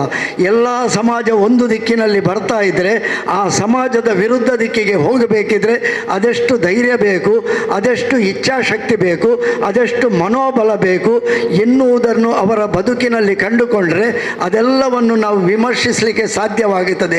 ತನ್ನ ಬದುಕಿನಲ್ಲಿ ಸರಿಸುಮಾರು 30-35 ವರ್ಷದವರೆಗೆ ಸಾಧಾರಣ ವ್ಯಕ್ತಿಯಾಗಿದ್ದಂತಹ ಪ್ರವಾದಿಯವರು ಆನಂತರ ಜ್ಞಾನೋದಯವಾಗಿ ಪ್ರವಾದಿಯಾಗಿ ಸಮಾಜಕ್ಕೆ ಬೋಧನೆ ಮಾಡುವಷ್ಟು ಒಂದು ಮೇರು ವ್ಯಕ್ತಿತ್ವವನ್ನು ಬೆಳೆಸಿಕೊಳ್ತಾರೆ.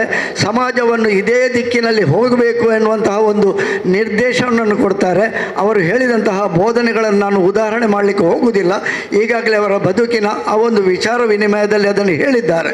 ಹಾಗಿದ್ದರೆ ಒಬ್ಬ ವ್ಯಕ್ತಿ ಅಷ್ಟು ಸಮರ್ಥವಾಗಿ ಬೆಳೆಯಬೇಕಿದ್ರೆ, ಅಷ್ಟು ಒಂದು ಇಚ್ಛಾಶಕ್ತಿಯನ್ನು ಹೊಂದಿರಬೇಕಿದ್ರೆ ಅವನದ್ದಾದಂತಹ ವ್ಯಕ್ತಿತ್ವ ಏನು ಎನ್ನುವುದನ್ನು ನಾವು ತಿಳ್ಕೊಳ್ಬೇಕಿತ್ತು.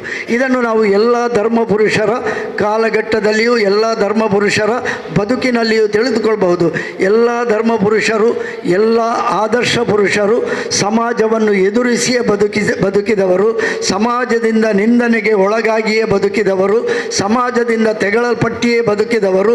ಈ ಎಲ್ಲ ತೆಗಳುವಿಕೆ, ಈ ಎಲ್ಲ ನಿಂದನೆಗಳನ್ನು, ಈ ಎಲ್ಲ ವಿರುದ್ಧದ ಅಪಪ್ರಚಾರದ ಮಾತುಗಳನ್ನು ಸಹಿಸಿಕೊಂಡು ಸಮಾಜಕ್ಕೆ ಒಂದು ಒಳ್ಳೆಯ ವ್ಯಕ್ತಿಯಾಗಿ ಅಷ್ಟು ಸಮರ್ಥವಾದಂತಹ ಮಾರ್ಗದರ್ಶನವನ್ನು ಕೊಟ್ಟು ಒಂದು ತನ್ನ ಬಂಧುಗಳಿಗೆ ಒಂದು ಸಮಾಜದ ದಿಕ್ಕನ್ನು ತೋರಿಸಿಕೊಡ್ಬೇಕಿದ್ರೆ ಅದು ಎಂತಹ ವ್ಯಕ್ತಿತ್ವವಾಗಿರಬೇಕು, ಎಂತಹ ಅವರ ಆ ಒಂದು ಚಾರಿತ್ರ್ಯವಂತವಾಗಿರಬೇಕು, ಇದೆಲ್ಲವನ್ನು ನಾವು ಕಲ್ಪಿಸಿಕೊಳ್ಬೇಕಾಗ್ತದೆ. ನಮಗೆ ಎಲ್ಲವೂ ಈಗ ಇದೆ, ಎಲ್ಲವೂ ಇದ್ದು ಎಲ್ಲ ಶಿಕ್ಷಣಗಳನ್ನು ಪಡೆದುಕೊಂಡು ಕೂಡ ನಾವು ಎಷ್ಟು ಮಾನವರಾಗಿ ಮಾನವತ್ವವನ್ನು ಹೊಂದಿದ್ದೇವೆ ಎನ್ನುವುದನ್ನು ನಾವು ನಮ್ಮ ಒಳಗೆ ವಿಮರ್ಶಿಸಿಕೊಂಡ್ರೆ, ಆ ಕಾಲಘಟ್ಟದಲ್ಲಿ ಮಾನವತ್ವವನ್ನು ತಿಳಿಸುವವರಿರಲಿಲ್ಲ, ಶಿಕ್ಷಣವನ್ನು ಬೋಧಿಸುವವರಿರಲಿಲ್ಲ, ಯಾವುದು ಸರಿ ಯಾವುದು ತಪ್ಪು ಅಂತ ಹೇಳುವವರಿಲ್ಲ. ಅಂತಹ ಸಂದರ್ಭದಲ್ಲಿ ಒಬ್ಬ ಸಮಾಜದಲ್ಲಿ ಎದ್ದು ನಿಂತು ಇದೆಲ್ಲವನ್ನು ಹೇಳ್ತಾನಂತೆ ಆದರೆ ಆ ಶಿಕ್ಷಣ ಎಷ್ಟು ಉನ್ನತವಾಗಿರಬೇಕು, ಅವರಿಗೆ ಆ ಜ್ಞಾನೋದಯವಾದಂತಹ ಧರ್ಮದ ಬೆಳಕು ಎಷ್ಟು ತೀಕ್ಷ್ಣವಾಗಿರಬೇಕು, ಅದೆಲ್ಲವನ್ನು ಆ ನಮ್ಮ ಬದುಕಿನಲ್ಲಿಯೂ ನಾವು ಸಾಧಿಸಿಕೊಳ್ಳಿಕ್ಕೆ, ನಮ್ಮ ಬದುಕಿನಲ್ಲಿಯೂ ಅಳವಡಿಸಿಕೊಳ್ಳಿಕ್ಕೆ ಸಾಧ್ಯವಾದರೆ ನಮ್ಮಲ್ಲಿ ಸಮಾಜದಲ್ಲಿ ಮಾನವತ್ವ ಎನ್ನುವುದು ಅದೆಷ್ಟು ಒಳ್ಳೆಯದಾಗಿ ಬೆಳೆಯಬಹುದು. ನಮ್ಮ ಸಮಾಜದ ಒಳಿಕು ಕೆಡುಕುಗಳನ್ನು ತಿದ್ದಲಿಕ್ಕೆ ಇನ್ಯಾರೂ ಬರಬೇಕಾದಂತಹ ಅಗತ್ಯ ಇರುವುದಿಲ್ಲ. ಸಮಾಜ ಒಂದು ಆದರ್ಶ ಸಮಾಜವಾಗಬೇಕಿದ್ರೆ ಅದು ಸಮಾಜ ಅಂತ ಹೇಳುವಾಗ ಆ ಸಮಾಜದಲ್ಲಿ ಬಿಡಿ ಬಿಡಿಯಾಗಿ ನಾವು ಇದ್ದೇವೆ. ನಾವು ಬಿಡಿ ಬಿಡಿಯಾಗಿ ಎಲ್ಲರೂ ಒಟ್ಟು ಸೇರಿ ಇದ್ರೆ ಮಾತ್ರ ಸಮಾಜ. ಈ ಸಮಾಜ ಅಂತ ಹೇಳುವಾಗ ಇವತ್ತು ಸಂಕುಚಿತ ಮನೋಭಾವಕ್ಕೆ ನಾವು ತಲುಪಿದ್ದೇವೆ. ಅದರಲ್ಲಿ ಒಂದು ಧರ್ಮ ಒಂದು ಸಮಾಜ, ಇನ್ನೊಂದು ಧರ್ಮ ಇನ್ನೊಂದು ಸಮಾಜ, ಇದೆಲ್ಲವನ್ನು ಬಿಟ್ಟು ಎಲ್ಲರೂ ಒಂದೇ ಮಾನವರಾಗಿ ಬದುಕುವಂತಹ ಒಂದು ಒಳ್ಳೆಯ ಸಂದೇಶ, ಒಂದು ಒಳ್ಳೆಯ ಸಮಾಜ ಇಂತಹ ಶಿಕ್ಷಣದ ಬೆಳಕಿನಲ್ಲಿ ಮೂಡಿ ಬಂದರೆ ಸಾಮರಸ್ಯದ ಬದುಕು ಅವರ ಧರ್ಮದ ಶಿಕ್ಷಣದಿಂದ ಅಥವಾ ನಾವು ಹಿಂದೂಗಳ ಧರ್ಮದ ಶಿಕ್ಷಣದಿಂದ ಎಲ್ಲರಿಗೂ ಸಿಗುವಂತಾದರೆ ಆ ಸಮಾಜ ಅದೆಷ್ಟು ಉನ್ನತವಾಗಲಿಕ್ಕೆ ಸಾಧ್ಯ. ಇಂತಹ ಎಲ್ಲ ಉನ್ನತ ಬೆಳಕಿನ ಶಿಕ್ಷಣಗಳು ಅದು ಕೇವಲ ಶಾಲೆಯ ಮಧ್ಯೆ ನಾವೀಗ ಶಿಕ್ಷಣ ಅಂತ ಹೇಳುವಾಗ ಕಲ್ಪಿಸಿಕೊಳ್ಳುವುದು ಏನನ್ನು, ಶಾಲೆಯ 4 ಗೋಡೆಗಳ ಮಧ್ಯೆ ಶಿಕ್ಷಣ ಸಿಗುವಂತಹ ಶಿಕ್ಷಣವನ್ನು, ಅದರಲ್ಲಿ ನಮ್ಮ ಮಕ್ಕಳಿಗೆ ಎಷ್ಟು ಸರಿಯಾದ ಶಿಕ್ಷಣ ಸಿಗ್ತದೆ, ಎಷ್ಟು ಸರಿಯಾದ ದಾರಿಗೆ ಮಕ್ಕಳು ಹೋಗ್ತಾರೆ ಎನ್ನುವುದನ್ನು ನಾವು ತಂದೆ ತಾಯಿಗಳಿಗೆ ಯಾರಿಗೂ ಅಷ್ಟೊಂದು ವಿಚಾರ ವಿಮರ್ಶೆ ಮಾಡುವಷ್ಟು ತಾಳ್ಮೆ ಇಲ್ಲ. ತಾಳ್ಮೆ ಇದ್ದರೆ ನಮ್ಮ ಮಕ್ಕಳು ಯಾಕೆ ದುಶ್ಚಟಗಳಿಗೆ ಬಲಿಯಾಗುತ್ತಾರೆ, ಯಾಕೆ ಅನೈತಿಕತೆಯ ದಾರಿ ಹಿಡಿಯುತ್ತಾರೆ, ಯಾಕೆ ತಪ್ಪು ದಾರಿಗೆ ಹೋಗುತ್ತಾರೆ, ಯಾಕೆ ಸಮಾಜದಲ್ಲಿ ಮತ್ತೊಂದು ಧರ್ಮವನ್ನು ತೆಗೊಳ್ಳುವಂತಹ ಕಾರ್ಯಕ್ಕೆ ಹೋಗುತ್ತಾರೆ, ಇದೆಲ್ಲವನ್ನು ನಾವು ವಿಮರ್ಶೆ ಮಾಡಿಕೊಳ್ಬೇಕು. ಹಾಗಿದ್ರೆ ಮಕ್ಕಳಿಗೆ ಶಿಕ್ಷಣ ಸಿಗುತ್ತದೆ. ಆ ಶಿಕ್ಷಣ ಯಾವ ರೀತಿಯಲ್ಲಿ ಸಿಗ್ತದೆ, ನಾವು ಕೊಡಬೇಕಾದಂತಹ ತಂದೆ ತಾಯಿಗಳು ಕೊಡಬೇಕಾದಂತಹ ಶಿಕ್ಷಣ ಏನು, ಸಮಾಜ ಕೊಡಬೇಕಾದಂತಹ ಶಿಕ್ಷಣ ಏನು, ಇದೆಲ್ಲವನ್ನು ಅರ್ಥೈಸಿಕೊಂಡು ಪ್ರವಾದಿಯವರ ಬದುಕಿನ ಶಿಕ್ಷಣ ಅದು ಸಮಾಜಕ್ಕೆ ಆದರ್ಶವಾಗಿರಲಿ. ಅದು ಹೇಗೂ ಹೊಸ ಬೆಳಕನ್ನು ತೋರಿಸಿದೆ.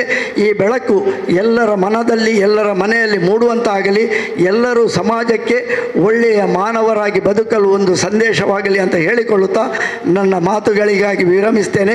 ಅವಕಾಶಕ್ಕಾಗಿ ವಂದನೆಗಳು. ಎಲ್ಲರಿಗೂ ನಮಸ್ಕಾರ. ಅಲ್ಹಮ್ದುಲಿಲ್ಲಾ, ನಮಗೆಂದು ಅವಕಾಶವನ್ನು ಕೊಟ್ಟಿದ್ದೀರಾ ಪ್ರವಾದಿ ಮೊಹಮ್ಮದ್ ಸಲ್ಲಲ್ಲಾಹು ಅಲೈಹಿ ವಸಲ್ಲಂ ಅವರ ಬಗ್ಗೆ ಒಂದೆರಡು ಅನಿಸಿಕೆಗಳನ್ನ ಹೇಳೋದಕ್ಕೆ. ನಾನು ಏನು ಹೇಳಬೇಕಂತಿತ್ತೋ ಅದೆಲ್ಲವನ್ನು ಇವಾಗ ಸರ್ ಹೇಳಿದರು. ನನಗೆ ಭಾಳ ಅರ್ಥವತ್ತಾಗಿ ನನಗೆ ಭಾಳ ಇಷ್ಟ ಆಗ್ಬಿಡ್ತು. ನನಗೆ ಮುಬೀನ್ ಸರ್ ಹೇಳಿದ್ದಕ್ಕಿಂತಲೂ ಚೆನ್ನಾಗಿ ಬಹಳ ಅರ್ಥವತ್ತಾಗಿ ಹೇಳಿದ್ರ, ಧನ್ಯವಾದಗಳು. ಇನ್ನು ಪ್ರವಾದಿ ಮೊಹಮ್ಮದರ ಬಗ್ಗೆ ನನ್ನ ಪ್ರವಾದಿ ಅಂದರೆ ನಾನು ಗೌರವಿಸಂತಹ ಶ್ರೇಷ್ಠ ವ್ಯಕ್ತಿ, ಅವರನ್ನು ನಾನು ಹೊಗಳುವುದರಲ್ಲಿ ಅರ್ಥ ಇಲ್ಲ. ನನ್ನ ಧರ್ಮವನ್ನು ನನ್ನ ಪ್ರವಾದಿಯನ್ನು ನಾನು ಹೊಗಳೋದು ಗೌರವಿಸುವುದು ಸಾಮಾನ್ಯ. ಆದರೆ ಇನ್ನೊಂದು ಧರ್ಮದ ವ್ಯಕ್ತಿಗಳು, ವಿರುದ್ಧ ಧರ್ಮದ ವ್ಯಕ್ತಿಗಳು ಗೌರವಿಸುವುದು, ಅವರ ಬಗ್ಗೆ ಹೊಗಳಿಕೆಯ ಮಾತುಗಳನ್ನು ಆಡುವುದೆಂದರೆ ಅದು ಒಬ್ಬ ನಿಜವಾದ ವ್ಯಕ್ತಿತ್ವ, ನಿಜವಾದ ಪ್ರವಾದಿತ್ವ. ಇದು ನಾವು ತಿಳ್ಕೊಳ್ಬೇಕೀಗ. ಇನ್ನು ಪ್ರವಾದಿ ಮೊಹಮ್ಮದ್ ಸಲ್ಲಲ್ಲಾಹು ಅಲೈಹಿ ವಸಲ್ಲಂ ಅವರು ಸಮಾಜವನ್ನು ಸುಧಾರಣೆ ಮಾಡುವುದಕ್ಕೆ ಮೊದಲು ವ್ಯಕ್ತಿಗಳನ್ನು ಸುಧಾರಣೆ ಮಾಡ್ತಾಯಿದ್ರು ಅಂತೇಳಿ ಮುಬೀನ್ ಸರ್ ಹೇಳಿದ್ರು. ನಿಜವಾದ ಅರ್ಥವತ್ತಾದಂಥ ಮಾತು. ನಾನೊಂದು ಮಾತು ಹೇಳ್ತೀನಿ. ಪ್ರವಾದಿ ಮೊಹಮ್ಮದ್ ಹೇಳಿದಂತಹ ಒಂದು ಮಾತು ಇದೇ ರೀತಿ ತುಂಬಿದ ಒಂದು ಸಭಾಂಗಣ, ಅವರ ಶಿಷ್ಯಂದ್ರೆಲ್ಲ ಇದೇ ರೀತಿ ಕುಳಿತಿದ್ರು. ಕೂತಿರ್ತಕ್ಕಂತಹ ಜನರಲ್ಲಿ ಒಬ್ಬ ಶಿಷ್ಯ ಎದ್ದು ನಿಂತ್ಕೊಂಡು ಕೇಳ್ತಾರೆ, ಓ ಪ್ರವಾದಿಗಳೇ, ಅಯ್ಯುಕುಂ ಅಫ್ದಲ್, ಯಾರು ನಿಮ್ಮ ಪೈಕಿ ಅತ್ಯುತ್ತಮ ವ್ಯಕ್ತಿ ಯಾರು, ಜನರ ಪೈಕಿ ಅತ್ಯುತ್ತಮ ವ್ಯಕ್ತಿ ಯಾರು ಅಂತೇಳಿ ಪ್ರವಾದಿಯವರೊಂದಿಗೆ ಪ್ರಶ್ನಿಸ್ತಾರೆ. ಈ ಪ್ರಶ್ನೆ ಕೇಳುವಾಗ ಆ ವ್ಯಕ್ತಿಯ ಮನದಾಳದಲ್ಲಿದ್ದಂತಹ ಚಿಂತನೆ ಏನು ಅಂತ ಹೇಳಿದರೆ, ಇವಾಗ ಅವರ ಬಾಯಿಂದ ಮಾತು ಬರುತ್ತೆ, ರಾತ್ರಿ ಪೂರ್ತಿ ನಿದ್ದೆ ಬಿಟ್ಟು ನಮಾಜ್ ಮಾಡ್ತಾ ಇದ್ದಾನೆ, ಅಥವಾ ಮುಂಜಾನೆಯಿಂದ ಸಾಯಂಕಾಲ ತನಕ ಮಸೀದಿ ಒಳಗಡೆನೆ ಕೂತಿರ್ತಾನೆ, ಅಥವಾ 2 ಕೈಯಲ್ಲಿ ಕುರಾನನ್ನು ಹೊತ್ಕೊಂಡು ನಿರಂತರವಾಗಿ ಓದ್ತಾ ಇರ್ತಾನೆ. ಈ ರೀತಿ ಪ್ರವಾದಿಯವರಿಂದ ಉತ್ತರ ಬರ್ಬೋದು ಅಂತೇಳಿ ತಿಳ್ಕೊಂಡ್ಬಿಟ್ಟು ಆ ವ್ಯಕ್ತಿ ಕೇಳ್ತಾ ಇರುವಂತಹ ಪ್ರಶ್ನೆ, ಅಯ್ಯುಕುಂ ಅಫ್ದಲ್, ನಿಮ್ಮ ಪೈಕಿ ಅತ್ಯುತ್ತಮ ವ್ಯಕ್ತಿ ಯಾರು ಅಂತೇಳಿ. ಅವಾಗ ಪ್ರವಾದಿಯವರು ಕೊಟ್ಟಿರ್ತಕ್ಕಂತಹ ಉತ್ತರ, ಅಲ್ ಮುಸ್ಲಿಮು ಮನ್ ಸಲಿಮಲ್ ಮುಸ್ಲಿಮೂನ್ ಮಿನ್ ಲಿಸಾನಿಹಿ ವ ಯದಿಹಿ, ನಿನ್ನ ಕೈ ಮತ್ತು ನಿನ್ನ ನಾಲಿಗೆಯಿಂದ ಇತರ ಜನಸಾಮಾನ್ಯರು ಸುರಕ್ಷಿತರಾದರೆ ನೀನೇ ಅತ್ಯುತ್ತಮವಾದ ವ್ಯಕ್ತಿ, ನೀನೇ ಅತ್ಯುತ್ತಮವಾದ ಮುಸಲ್ಮಾನ್. ಪ್ರವಾದಿ ಕೊಟ್ಟಿರ್ತಕ್ಕಂತಹ ಉತ್ತರ ಅದು. ಅತ್ಯುತ್ತಮ ಮುಸಲ್ಮಾನ್ ಯಾರು ಅಂತ ಕೇಳ್ತಾರೆ. ಅವಾಗ ಅವರು ಕೊಡುವಂತಹ ಉತ್ತರ, ಅಲ್ ಮುಸ್ಲಿಮು ಮನ್ ಸಲಿಮಲ್ ಮುಸ್ಲಿಮೂನ ಮಿನ್ ಲಿಸಾನಿಹಿ ವ ಯದಿಹಿ, ನಿನ್ನ ಕೈ ಮತ್ತು ನಿನ್ನ ನಾಲಿಗೆಯಿಂದ ಇತರರು ಸುರಕ್ಷಿತರಾದರೆ ನೀನೇ ಅತ್ಯುತ್ತಮವಾದ ಮುಸಲ್ಮಾನ್. ಇಲ್ಲಿ ಕೂತಿರ್ತಕ್ಕಂತಹ ನನ್ನ ಆತ್ಮೀಯ ಮುಸಲ್ಮಾನ್ ಬಂಧುಗಳಲ್ಲಿ ನಾನು ಕೇಳ್ತಾ ಇರ್ತೀನಿ, ಈ ಪ್ರಶ್ನೆಗೆ ಉತ್ತರಿಸೋದಕ್ಕೆ ನಿಮಗೆ ಧೈರ್ಯ ಇದೆಯಾ? ನಾನು ಅತ್ಯುತ್ತಮವಾದ ಮುಸಲ್ಮಾನ್, ನನ್ನ ಕೈಯಿಂದ ನನ್ನ ಬಾಯಿಂದ ಯಾರಿಗೂ ತೊಂದರೆ ಆಗಿಲ್ಲ ಅಂತೇಳಿ ನನ್ನ ಮುಂದೆ ಕೂತಿರ್ತಕ್ಕಂತಹ ನಾನು ಸಹಿತ ನನಗೆ 100% ಅದರಲ್ಲಿ ಮಾರ್ಕ್ ನನಗೆ ಸಿಗೋದಕ್ಕೆ ಗ್ಯಾರಂಟಿನೇ ಇಲ್ಲ. ನಾವು ಕೇವಲ ಹೆಸರಿಗೆ ನಾವೇನಾಗಿದ್ದೀವಿ, ಮುಸಲ್ಮಾನರತೆ ಹೇಳ್ಕೊಳ್ತಾ ಇದ್ದೀವಿ, ಒಳಗಡೆ 0 ಆಗಿಬಿಟ್ಟಿದ್ದೀವಿ ನಾವು.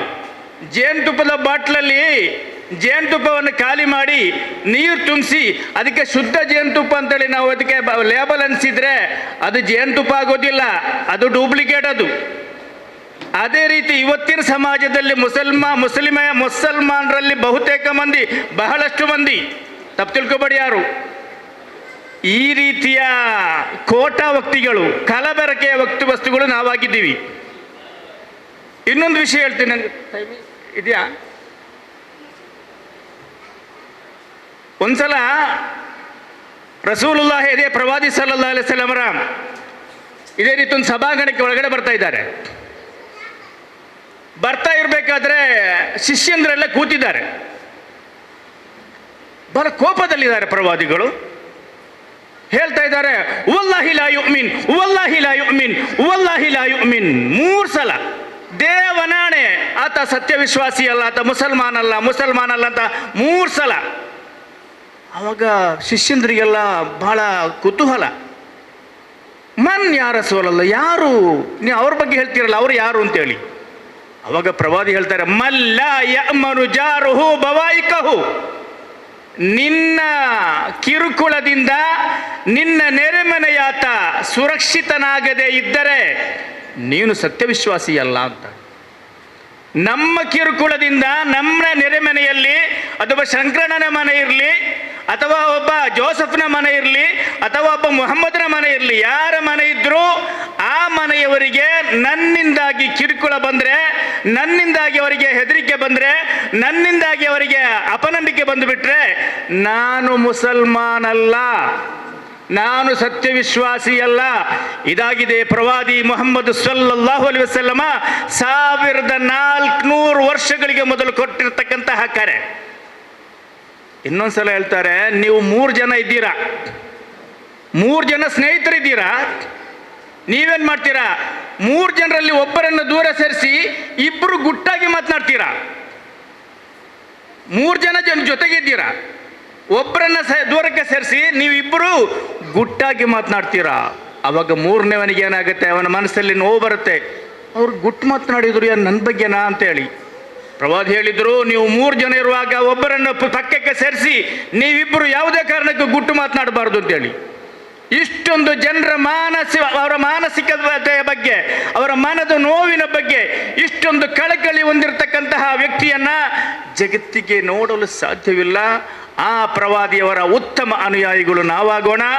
ಆ ಪ್ರವಾದಿ ಹೇಳಿಕೊಟ್ಟಿರ್ತಕ್ಕಂತಹ ತತ್ವಾದರ್ಶಗಳನ್ನು ಜೀವನದಲ್ಲಿ ಅಳವಡಿಸಿ ಅದನ್ನು ನಾವು ಪ್ರಾಯೋಗಿಕವಾಗಿ ನಾವು ಮಾಡಿ ತೋರಿಸಿ ಇನ್ನೊಬ್ಬರಿಗೆ ನಾವು ಮಾರ್ಗದರ್ಶಕರಾಗೋಣ. ಅದಕ್ಕೆ ಅಲ್ಲಾಹು ನಮಗೆಲ್ಲರಿಗೂ ಅವಕಾಶ ನೀಡಲಿ, ಅಲ್ಲಾಹು ನಮಗೆ ಅನುಗ್ರಹಿಸಲಿ. ಅವಕಾಶಕ್ಕಾಗಿ ಧನ್ಯವಾದಗಳನ್ನು ಸಮರ್ಪಿಸುತ್ತಾ ನನ್ನ 2 ಮಾತುಗಳನ್ನು ಕೊನೆಗೊಳಿಸ್ತಾ ಇದ್ದೀನಿ.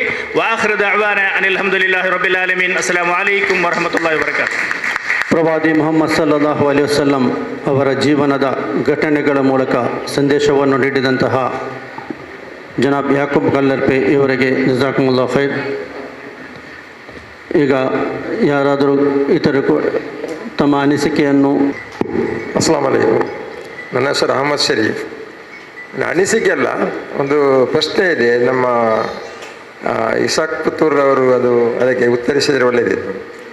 ಈಗ ಆದರ್ಶ ಸಮಾಜದ ನಿರ್ಮಾಣ, ಪ್ರವಾದಿ ಮುಹಮ್ಮದ್ ಸಲ್ಲಲ್ಲಾಹು ಅಲೈಹಿ ವಸಲ್ಲಮರ ಶಿಕ್ಷಣದ ಬೆಳಕಿನಲ್ಲಿ ಇವತ್ತಿನ ಟಾಪಿಕ್. ಒಂದು ಆದರ್ಶ ಸಮಾಜ ನಿರ್ಮಾಣ ಆಗಬೇಕಾದ್ರೆ ಅಲ್ಲಿ ಮೊಹಮ್ಮದ್ ಮುಬಿನ್ ಸರ್ ಹೇಳಿದಾಗೆ ಅಲ್ಲಿ ಏನೆಲ್ಲ ಕೆಡುಕಿರ್ತದೆ ಅದನ್ನು ದೂರೀಕರಿಸಬೇಕು, ವ್ಯಕ್ತಿಯನ್ನು ಬದಲಾವಣೆ ಮಾಡಿದರೆ ಒಂದು ಸಮಾಜ ನಿರ್ಮಾಣ ಮಾಡಲಿ ಆಗ್ತದೆ ಅಂತ. ಈಗ ಪ್ರಸ್ತುತ ನಮ್ಮ ಈ ದೇಶದಲ್ಲಿ ಎಲ್ಲ ಕೆಡುಕುಗಳು ಕೂಡ ತುಂಬ ರಾರಾಜಿಸುವಂತಹ ಒಂದು ಅವಸ್ಥೆಯನ್ನು ನಾವೀಗ ಒಂದು ದುರಾವಸ್ಥೆಯನ್ನು ನಾವೀಗ ನೋಡ್ತಾ ಇದ್ದೇವೆ.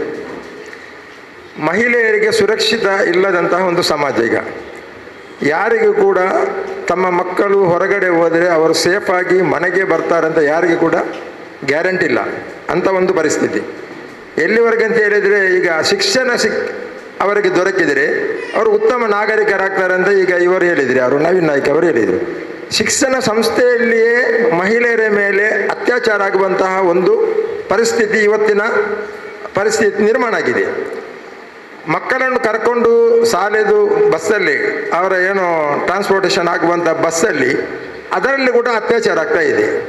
ಸ್ಕೂಲ್ ಲ್ಯಾಬಲ್ಲಿ ಆಗ್ತಾ ಇದೆ. ಇತ್ತೀಚೆಗೆ ಒಂದು ಅತ್ಯಾಚಾರ ಆಯಿತು, ಒಂದು ವೈದ್ಯಕೀಯ ವಿದ್ಯಾರ್ಥಿನಿ ಅವರ ಕಾಲೇಜ್ ಒಳಗಡೆನೇ ಆಯಿತು. ಇಂತಹ ಒಂದು ಸಂದರ್ಭ ನಿರ್ಮಾಣ ಆಗಿದೆ. ಇದು ಇಡೀ ಜಗತ್ತಲ್ಲಿ ಇದೆ, ಭಾರತದಲ್ಲಿ ಜಾಸ್ತಿ ಇದೆ. ಪ್ರತಿ 3 ನಿಮಿಷಕ್ಕೆ ಒಂದು ಅತ್ಯಾಚಾರ ಕೇಸ್ ಆಗ್ತಾ ಇದೆ, FIR ಆಗ್ತಾ ಇದೆ. FIR ಆಗೋದು ಎಷ್ಟೋ ಕೇಸು ಇದೆ ಅಂತೆ, 3 ನಿಮಿಷಕ್ಕೆ ಒಂದು ಅತ್ಯಾಚಾರ ಆಗ್ತಾ ಇದೆ ಅಂತ ಅಧಿಕೃತ ವರದಿ. ಅಂಥ ಒಂದು ಪರಿಸ್ಥಿತಿಯಲ್ಲಿ ನಾವಿರುವಾಗ ಇದನ್ನು ಹೋಗಲಾಡಿಸಲಿಕ್ಕೆ ಒಂದು ಪ್ರವಾದಿ ಮೊಹಮ್ಮದ್ ಸಲ್ಲಲ್ಲಾಹು ಅಲೈಹಿ ವಸಲ್ಲಂ ಶಿಕ್ಷಣದ ಬೆಳಕಿನಲ್ಲಿ ಅಂಥ ಒಂದು ಒಳ್ಳೆಯ ವಾತಾವರಣ, ಮಹಿಳೆಯರಿಗೆ ಒಂದು ಸೇಫ್ ಆದಂತಹ ಸುರಕ್ಷಿತವಾದಂತಹ ಒಂದು ವಾತಾವರಣ ನಿರ್ಮಾಣ ಮಾಡಲಿಕ್ಕೆ ಪ್ರವಾದಿ ಮೊಹಮ್ಮದ್ ಸಲ್ಲಲ್ಲಾಹು ಅಲೈಹಿ ವಸಲ್ಲಂ ಶಿಕ್ಷಣದ ಬೆಳಕಿನಲ್ಲಿ ಅದಕ್ಕೆ ಏನು ನಮಗೆ ಮಾರ್ಗದರ್ಶನ ಸಿಗ್ಬೋದು ಅಂತ ಹೇಳಿ ಒಂದು ಒಳ್ಳೆಯ ವಾತಾವರಣಕ್ಕೋಸ್ಕರ ನಮಗೆ ಇಸಾಕ್ ಪುತ್ರರವರು ಅದಕ್ಕೆ ಒಂದು ಉತ್ತರ ಕೊಟ್ಟರೆ ಒಳ್ಳೆಯದಿತ್ತಂತ ನನ್ನ ಅನಿಸಿಕೆ. ಪ್ರವಾದಿ ಮಹಮ್ಮದ್ ಅವರ ಬಗ್ಗೆ ಹೇಳ್ಬೇಕಂತ ಹೇಳಿದರೆ ನನಗೆ ಅಷ್ಟು ಗೊತ್ತಿಲ್ಲ, ಸ್ವಲ್ಪ ಗೊತ್ತಿರೋದು ಹೇಳ್ತೀನಿ. ಅವರು ಹುಟ್ಟುವಾಗ ಸ್ವಲ್ಪ ಕಷ್ಟ ಇತ್ತಂತೆ, ಆದರೆ ಅವರ ಹುಟ್ಟಿದ ಸ್ಥಳವೇ ಮೆಕ್ಕ ಆಗಿದೆ ಅಂತ ತಿಳ್ಕೊಂಡಿದ್ದೀನಿ. ಹಾಗೆ ಅವರ ಬಗ್ಗೆ ಈಗ ಅವರೊಬ್ಬರು ಹೇಳಿದ್ದು ಕೇಳಿದೆ, ಆಗ ಖುಷಿ ಆಯಿತು. ನಾನೀಗ 1-2 ಕಾರ್ಯಕ್ರಮಕ್ಕೆ ಬಂದಿದ್ದೇನೆ, ಆದರೆ ಇದರ ಬಗ್ಗೆ ಕೇಳಿ ತುಂಬ ಖುಷಿಯಾಗಿದೆ. ಇಷ್ಟೇ, ಧನ್ಯವಾದಗಳು ಅವಕಾಶಕ್ಕೆ. ಅಸ್ಸಲಾಮು ಅಲೈಕುಂ ವರಹಮತುಲ್ಲಾಹಿ ವಬರಕಾತು. ಆದರ್ಶ ಸಮಾಜ ನಿರ್ಮಾಣ ಪ್ರವಾದಿ ಮೊಹಮ್ಮದ್ ಸಲ್ಲಲ್ಲಾಹು ಅಲೈಹಿ ವಸಲ್ಲಮರ ಶಿಕ್ಷಣದ ಬೆಳಕಿನಲ್ಲಿ ಎಂಬ ಈ ಶೀರ್ಷಿಕೆಯಲ್ಲಿ ನಡೆಯುವಂಥ ಈ ಕಾರ್ಯಕ್ರಮದ ವಿಚಾರವಾಗಿ, ಈ ಪ್ರಸಕ್ತ ಪರಿಸ್ಥಿತಿಯಲ್ಲಿ ನಾವು ಈ ಸಮಾಜವನ್ನು ನೋಡ್ತಾಗ ಒಂದು ಕಡೆಯಲ್ಲಿ ರಬ್ಬಿಲ್ ಅವ್ವಲ್ ತಿಂಗಳು ಇದರ ಒಂದು ಉದ್ದೇಶ ಇಟ್ಕೊಂಡು ಕೆಲವು ಆಚಾರಗಳನ್ನು ನಾವು ಕಾಣ್ತಾ ಇದ್ದೇವೆ. ಇನ್ನೊಂದು ಕಡೆಯಲ್ಲಿ ಪ್ರವಾದಿಯವರ ಪ್ರಾಕ್ಟಿಕಲ್ ಜೀವನದ ಸಂದೇಶವನ್ನು ಕೂಡ ನಾವು ತಿಳಿದುಕೊಳ್ಳುವಂಥ ಕೆಲವು ಕಾರ್ಯಕ್ರಮಗಳನ್ನು ನಾವು ನೋಡ್ತಾ ಇದ್ದೇವೆ. ಪ್ರವಾದಿ ಮೊಹಮ್ಮದ್ ಸಲ್ಲಲ್ಲಾಹು ಅಲೈಹಿ ವಸಲ್ಲಮರು ಕೂಡ ಆ ಕಾಲಘಟ್ಟದಲ್ಲಿ ಸಹಾಬಿಗಳಿಗೆ ತನ್ನ ಜೀವನವನ್ನು, ಅವರ ಜೀವನವನ್ನು ಅವರಿಗೆ ಯಾವ ರೀತಿಯಲ್ಲಿ ಮಾರ್ಪಾಡು ಮಾಡಬೇಕಿತ್ತೋ ಅದವರ ಜೀವನವನ್ನು ಸಂಪೂರ್ಣವಾಗಿ ಅಂದಿನ ಸಹಾಬಿಗಳಿಗೆ ಮಾರ್ಗದರ್ಶನವನ್ನು ಅವರು ಕೊಟ್ಟಿರ್ತಾರೆ. ಇದು ಸಮಾಜದಲ್ಲಿ ದೊಡ್ಡ ಒಂದು ಬದಲಾವಣೆ ಕೂಡ ಪ್ರವಾದಿ ಮೊಹಮ್ಮದ್ ಸಲ್ಲಲ್ಲಾಹು ಅಲೈಹಿ ವಸಲ್ಲಮರ ನಂತರದ ಸಹಾಬಿಗಳು ಮತ್ತು ತಾಬಿಗಳಿಂದ ಕೂಡ ನಾವು ಕಂಡುಕೊಂಡಂಥ ವಿಚಾರಗಳು ಆಗಿದೆ. ಇತ್ತೀಚೆಗೆ ಈಗ ಪ್ರಸಕ್ತ ಸಮಾಜದಲ್ಲಿ ಅದರಲ್ಲಿ ಕೂಡ ನಾವು ನೋಡುವಾಗ ಈ ಸಮಾಜದಲ್ಲಿ ಕೆಲವು ಪ್ರವಾದಿಗಳ ಹೆಸರಿನಲ್ಲಿ ಮೆರವಣಿಗೆಗಳನ್ನು ಮಾಡುವುದು, ತಕ್ಬೀರ್ಗಳನ್ನು ಹೇಳುವಂಥದ್ದು, ಇಂಥ ಒಂದು ಪದ್ಧತಿ ಕೂಡ ಕಾಣ್ತಾ ಇದೆ. ಇದು ಪ್ರವಾದಿಯ ಶಿಕ್ಷಣದ ಬೆಳಕಿನಲ್ಲಿ ಅಜಗಜಾಂತರ ವ್ಯತ್ಯಾಸವನ್ನು ಕಾಣುವಂಥದ್ದು ಕೂಡ ನಾವು ನೋಡ್ತಾ ಇರುವಾಗ, ಇದನ್ನು ಕೂಡ ಬದಲಾವಣೆ ಆಗಬೇಕಾದದ್ದು ಒಂದು ಮುಸ್ಲಿಂ ಕಮ್ಯುನಿಟಿ ಅಥವಾ ಸಂಘ ಸಂಸ್ಥೆಗಳು ಇದಕ್ಕೆ ಬೇಕಾದಂಥ ಒಂದು ಅಭಿಯಾನ ಕೂಡ ಮಾಡಬೇಕಾಗಿದೆ. ಯಾಕೆಂದರೆ ಪ್ರವಾದಿ ಕೇವಲ ಇರುವುದು ಇಲ್ಲಿಯ ಮೆರವಣಿಗೆಗೆ ಅಥವಾ ಯಾವುದೇ ತಕ್ಬೀರ್ಗಳಿಗಾಗಿ ಇರೋಲ್ಲ. ನಿಜವಾಗಿರುವುದು ಅವನ ಸಂಪೂರ್ಣ ಜೀವನದಲ್ಲಿ ಪ್ರವಾದಿಯವರ ಜೀವನವನ್ನು ಮೈಗೂಡಿಸ್ಕೊಂಡು ಪ್ರವಾದಿಯನ್ನು ಪ್ರೀತಿಯನ್ನು ಗಳಿಸುವಂತೂ ಇದು ನಾನೊಂದು ತಿಳಿದುಕೊಂಡಂಥ ಒಂದು ಅಭಿಪ್ರಾಯವಾಗಿದೆ. ಮಾತಾಡಲಿಕ್ಕೆ ಅವಕಾಶ ಕೊಟ್ಟಂಥ ನಮಗೆ ಜಜಾಕಲ್ಲಾಹು ಖೈರ್. ಅಲ್ಹಮ್ದುಲಿಲ್ಲಾಹಿ ರಬ್ಬಿಲ್ ಆಲಮೀನ್, ಅಸ್ಸಲಾತು ವಸ್ಸಲಾಮು ಅಲಾ ರಸೂಲಿಲ್ ಕರೀಂ ವ ಅಲಾ ಆಲಿಹಿ ವ ಅಸ್ಹಾಬಿ ಅಜ್ಮೈನ್. ವೇದಿಕೆಯಲ್ಲಿ ಆಸೀನರಾಗಿರುವ ಸ್ಥಾನೀಯ ಅಧ್ಯಕ್ಷರಾದಂತಹ ಜನಾಬ್ ಅಬ್ದುಲ್ ಕರೀಂ ಅವರೇ, ಕಾರ್ಯದರ್ಶಿಯವರಾದಂತಹ ಡಾಕ್ಟರ್ ಮೊಹಮ್ಮದ್ ಮುಬೀನ್ ಅವರೇ, ಮತ್ತು ಇಲ್ಲಿ ಒಟ್ಟು ಸೇರಿರುವ ಎಲ್ಲ ಗಣ್ಯ ಅತಿಥಿಗಳೇ, ಅಸ್ಸಲಾಮು ಅಲೈಕುಂ. ಪ್ರವಾದಿ ಮೊಹಮ್ಮದ್ ಸಲ್ಲಲ್ಲಾಹು ಅಲೈಹಿ ವಸಲ್ಲಂ ಅವರ ಜೀವನ ಮತ್ತು ಸಂದೇಶವನ್ನು ಈ ಸಮಾಜದ ಮುಂದೆ ಪ್ರಸ್ತುತಪಡಿಸುವ ನಿಟ್ಟಿನಲ್ಲಿ ಹಮ್ಮಿಕೊಂಡಂತಹ ಅಭಿಯಾನದ ಭಾಗವಾಗಿ ಈ ಕಾರ್ಯಕ್ರಮವನ್ನು ಇಲ್ಲಿ ಹಮ್ಮಿಕೊಳ್ಳಲಾಗಿದೆ. ಈ ಕಾರ್ಯಕ್ರಮದಲ್ಲಿ ಆದರ್ಶ ಸಮಾಜ ಪ್ರವಾದಿ ಮುಹಮ್ಮದ್ ಸಲ್ಲಲ್ಲಾಹು ಅಲೈಹಿ ವಸಲ್ಲಂ ಅವರ ಶಿಕ್ಷಣದ ಬೆಳಕಿನಲ್ಲಿ ಎಂಬ ವಿಚಾರವಾಗಿ ವಿಷಯ ಮಂಡನೆ, ಅದೇ ರೀತಿ ವಿಚಾರ ವಿನಿಮಯಗಳು ಬಹಳ ಚುಟುಕಾಗಿ ಬಹಳ ಅರ್ಥವತ್ತಾದ ರೀತಿಯಲ್ಲಿ ಅನಿಸಿಕೆಗಳನ್ನು ಇಲ್ಲಿ ವ್ಯಕ್ತಪಡಿಸಲಾಗಿದೆ. ಪ್ರವಾದಿ ಮುಹಮ್ಮದ್ ಸಲ್ಲಲ್ಲಾಹು ಅಲೈಹಿ ವಸಲ್ಲಂ ಅವರ ಜೀವನದಿಂದ ನಮಗೆ ಏನು ಮಾರ್ಗದರ್ಶನವಿದೆ, ನಾವು ಜೀವಿಸುತ್ತಿರುವಂತಹ ಸಮಾಜದಲ್ಲಿ ನಮಗೆ ಯಾವ ಹೊಣೆಗಾರಿಕೆಗಳಿವೆ, ಅದರ ಬಗ್ಗೆ ಜನರಿಗೆ ತಿಳಿಸಿಕೊಡುವಂತಹ ಕೆಲಸ ಆಗಬೇಕು. ಪ್ರವಾದಿತ್ವ ಎನ್ನುವುದು ಉನ್ನತವಾದ ಒಂದು ಪದವಿ. ಅದು ಒಬ್ಬ ಕಠಿಣವಾದ ಪರಿಶ್ರಮದಿಂದ ಪಡೆಯುವಂತಹ ಪದವಿ ಅಲ್ಲ. ಅದು ನಾನು ನಿರಂತರವಾಗಿ ಶ್ರಮಪಟ್ಟು ನಾನು ಪ್ರವಾದಿ ಆಗ್ತೇನೆ ಅಂತ ಹೇಳಿ ಯಾರಿಗೂ ಕೂಡ ಪ್ರವಾದಿ ಆಗಲಿಕ್ಕೆ ಆಗೋದಿಲ್ಲ. ಬದಲಾಗಿ ಪ್ರವಾದಿ ಯಾರಾಗಬೇಕು ಅಂತ ತೀರ್ಮಾನ ಮಾಡಿರುವುದು ಮನುಷ್ಯರನ್ನು, ಸಕಲ ಚರಾಚರಗಳನ್ನು ಸೃಷ್ಟಿಸಿರುವಂತಹ ಸೃಷ್ಟಿಕರ್ತ. ಹಾಗೆ ಜಗತ್ತಿನಾದ್ಯಂತ ಬೇರೆ ಬೇರೆ ಪ್ರವಾದಿಗಳು ಮನುಷ್ಯ ಮಾರ್ಗದರ್ಶನಕ್ಕಾಗಿ ನಿಯುಕ್ತಿಗೊಳಿಸಲ್ಪಟ್ಟಿದ್ದಾರೆ. ಅವರೆಲ್ಲರೂ ಮನುಷ್ಯರಿಗೆ ದೈವಿಕ ಸಂದೇಶವನ್ನು ತಿಳಿಸಿಕೊಡುವಂತಹ, ಕಲಿಸಿಕೊಡುವಂತಹ ಕೆಲಸವನ್ನು ಮಾಡಿದ್ದರು. ಅವರು ಜನರಿಗೆ ಪ್ರಥಮವಾಗಿ ಪರಿಚಯ ಮಾಡಿಕೊಟ್ಟದ್ದು ತನ್ನ ಸೃಷ್ಟಿಕರ್ತನನ್ನು. ನಿಮ್ಮನ್ನು, ನಿಮ್ಮ ಪೂರ್ವಿಕರನ್ನು ಸೃಷ್ಟಿಸಿದ ನಿಮ್ಮ ಪ್ರಭುವಿನ ಆರಾಧನೆಯನ್ನು ಮಾಡಿ, ಅವನಿಗೆ ಯಾರನ್ನೂ ಸಹಭಾಗಿಯನ್ನಾಗಿಸಬೇಡಿ. ಆ ಸೃಷ್ಟಿಕರ್ತನ ಪರಿಚಯ ಮಾಡಲಾಯಿತು. ಅವನ ಆದೇಶದಂತೆ ನೀವು ಜೀವನ ನಡೆಸಬೇಕಾದವರು, ಅದರ ಆಧಾರದಲ್ಲಿ ನೀವು ಜೀವಿಸಬೇಕಾದವರು, ಅದರ ಆಧಾರದಲ್ಲಿ ಒಂದು ಜೀವನ ವಿಧಾನ ಇಲ್ಲಿ ರೂಪುಗೊಳ್ಳಬೇಕು ಎನ್ನುವುದನ್ನು ಅವರು ಕಲಿಸಿಕೊಟ್ಟರು. ಅದನ್ನು ನೀವು ಸ್ವೀಕರಿಸಲಿಕ್ಕೆ ಸನ್ನದ್ಧರಿಲ್ಲದಿದ್ದರೆ ಅದರ ದುಷ್ಪರಿಣಾಮದ ಬಗ್ಗೆ ಅವರು ಎಚ್ಚರಿಕೆಯನ್ನು ಕೂಡ ನೀಡಿದರು. ಇದೆಲ್ಲ ಪ್ರವಾದಿಗಳಿಗೆ ನೀಡಿದಂತಹ ದೌತ್ಯ ಆಗಿತ್ತು. ಅದರ ಮೂಲಕ ಈ ಶಿಕ್ಷಣದಿಂದಾಗಿ ಒಂದು ಸಮಾಜದಲ್ಲಿ ಯಾವ ರೀತಿಯ ಪರಿವರ್ತನೆ ಉಂಟಾಗ್ತದೆ ಎನ್ನುವುದನ್ನು ಅವರು ಮುಂಚಿತವಾಗಿ ಜನರಿಗೆ ತಿಳಿಸಿಕೊಡುವಂತಹ ಕೆಲಸವನ್ನು ಮಾಡಿದ್ದರು. ಮತ್ತು ಪ್ರಾಯೋಗಿಕವಾಗಿ ಆ ಪರಿವರ್ತನೆಯ ಒಂದು ಸಮಾಜವನ್ನು ಜಗತ್ತಿಗೆ ತೋರಿಸಿಕೊಟ್ಟರು. ಕೆಡುಕುಗಳು ಬೇರೆ ಬೇರೆ ಕಾಲ, ಬಹಳ ಪುರಾತನ ಕಾಲದಲ್ಲಿ ಇದ್ದಂತಹ ಕೆಡುಕುಗಳೇ ಆಧುನಿಕ ಕಾಲದಲ್ಲಿರುವುದು. ಅದಕ್ಕೆ ಅವರು ಬಳಸುವಂತಹ ವಿಧಾನ ಮಾತ್ರ ಆಧುನಿಕ ತಂತ್ರಜ್ಞಾನಗಳು. ಅದಕ್ಕೆ ಹೊಸ ಹೊಸ ಹೆಸರುಗಳನ್ನು ನೀಡಲಾಗ್ತದೆ. ಲಿಬರಲಿಸಮ್ನ ಹೆಸರಿನಲ್ಲಿ ಸಲಿಂಗರತಿಯನ್ನು ಪ್ರೋತ್ಸಾಹಿಸಲಾಗ್ತದೆ. ಅದೇ ರೀತಿ ಪರ್ಸನಲ್ ಫ್ರೀಡಮ್ನ ಹೆಸರಿನಲ್ಲಿ ವ್ಯಭಿಚಾರ ಮತ್ತು ವೇಶ್ಯಾವಾಟಿಕೆಗೆ ಅವಕಾಶ ಮಾಡಿಕೊಡಲಾಗ್ತದೆ. ಹೀಗೆ ಬೇರೆ ಬೇರೆ ಕೆಡುಕುಗಳು. ಆ ಕಾಲದಲ್ಲಿ ಹೆಣ್ಣು ಮಗುವನ್ನು ಜೀವಂತವಾಗಿ ಹೂಳುತ್ತಿದ್ದರೆ, ಈ ಕಾಲದಲ್ಲಿ ಗರ್ಭಾವಸ್ಥೆಯಲ್ಲಿ ಅವರನ್ನು ಕೊಲ್ಲುವಂತಹ ವ್ಯವಸ್ಥೆ ಇದೆ. ಅದು ಕೂಡ ನಡೀತಾ ಇದೆ. ಅಂತೂ ಆಧುನಿಕ ತಂತ್ರಜ್ಞಾನವನ್ನು ಬಳಸಿಕೊಂಡು ಹಿಂದಿನ ಕಾಲದಲ್ಲಿದ್ದಂತಹ, ಪುರಾತನ ಕಾಲದಲ್ಲಿದ್ದಂತಹ ಅದೇ ಕೆಡುಕುಗಳು ಇಲ್ಲಿ ವಿಜೃಂಭಿಸ್ತಾ ಇದೆ. ಹೊಸ ಹೊಸ ಹೆಸರುಗಳನ್ನು ಮಾತ್ರ ಇಡಲಾಗ್ತದೆ, ಹೊಸ ಹೊಸ ಸಮರ್ಥನೆಗಳನ್ನು ಅದಕ್ಕೆ ನೀಡಲಾಗ್ತದೆ. ಆದ್ದರಿಂದ ಪ್ರವಾದಿ ಮುಹಮ್ಮದ್ ಸಲ್ಲಲ್ಲಾಹು ಅಲೈಹಿ ವಸಲ್ಲಂ ಅವರು ಒಂದು ಸಮಾಜವನ್ನು ಯಾವ ರೀತಿ ಬದಲಾಯಿಸಿದರೋ ಅದೇ ವಿಧಾನವನ್ನು ಅಳವಡಿಸಿಕೊಂಡು ಆ ಸಮಾಜದಲ್ಲಿ ಪರಿವರ್ತನೆಯನ್ನು ತರಲಿಕ್ಕೆ ಎಲ್ಲ ಕಾಲಗಳಲ್ಲಿಯೂ ಸಾಧ್ಯ ಇದೆ. ಪ್ರವಾದಿ ಸಲ್ಲಲ್ಲಾಹು ಅಲೈಹಿ ವಸಲ್ಲಂ ಅವರ ದೌತ್ಯದ ಭಾಗವಾಗಿ ಇಹಲೋಕದಲ್ಲಿ ಎಂತಹ ಒಂದು ಸಮಾಜ ನಿರ್ಮಾಣವಾಗಬೇಕು ಅಂತ ಹೇಳಿದರೆ ಅವರ ಸೂಚನೆಯನ್ನು ಆರಂಭ ಕಾಲದಲ್ಲಿ ಕೊಟ್ಟಿದ್ದರು. ಒಂದು ಹಸಿವು ಮುಕ್ತವಾದಂತಹ ಸಮಾಜ, ಒಂದು ಭಯಮುಕ್ತವಾದಂತಹ ಸಮಾಜ, ಶಾಂತಿಯಿಂದ ಕೂಡಿದ, ನೆಮ್ಮದಿಯಿಂದ ಕೂಡಿದ, ನ್ಯಾಯದ ವ್ಯವಸ್ಥೆ ಅಸ್ತಿತ್ವದಲ್ಲಿರುವಂತಹ ಒಂದು ಸಮಾಜ. ಒಬ್ಬ ವ್ಯಕ್ತಿ ಪ್ರವಾದಿ ಸಲ್ಲಲ್ಲಾಹು ಅಲೈಹಿ ವಸಲ್ಲಂ ಅವರೊಳಗೆ ಬರ್ತಾರೆ, ಬಂದು ತನ್ನ ದಾರಿದ್ರ್ಯದ ಬಗ್ಗೆ ಅವರ ಮುಂದೆ ಹೇಳ್ತಾರೆ. ಆಗ ಪ್ರವಾದಿ ಅವರವರಿಗೆ ಆ ಸಂದರ್ಭದಲ್ಲಿ ಹೇಳಿದ ಮಾತು ನೋಡಿ, ಒಂದು ವ್ಯವಸ್ಥೆ ಇಲ್ಲಿ ಅಸ್ತಿತ್ವಕ್ಕೆ ಬರಲಿಕ್ಕಿದೆ.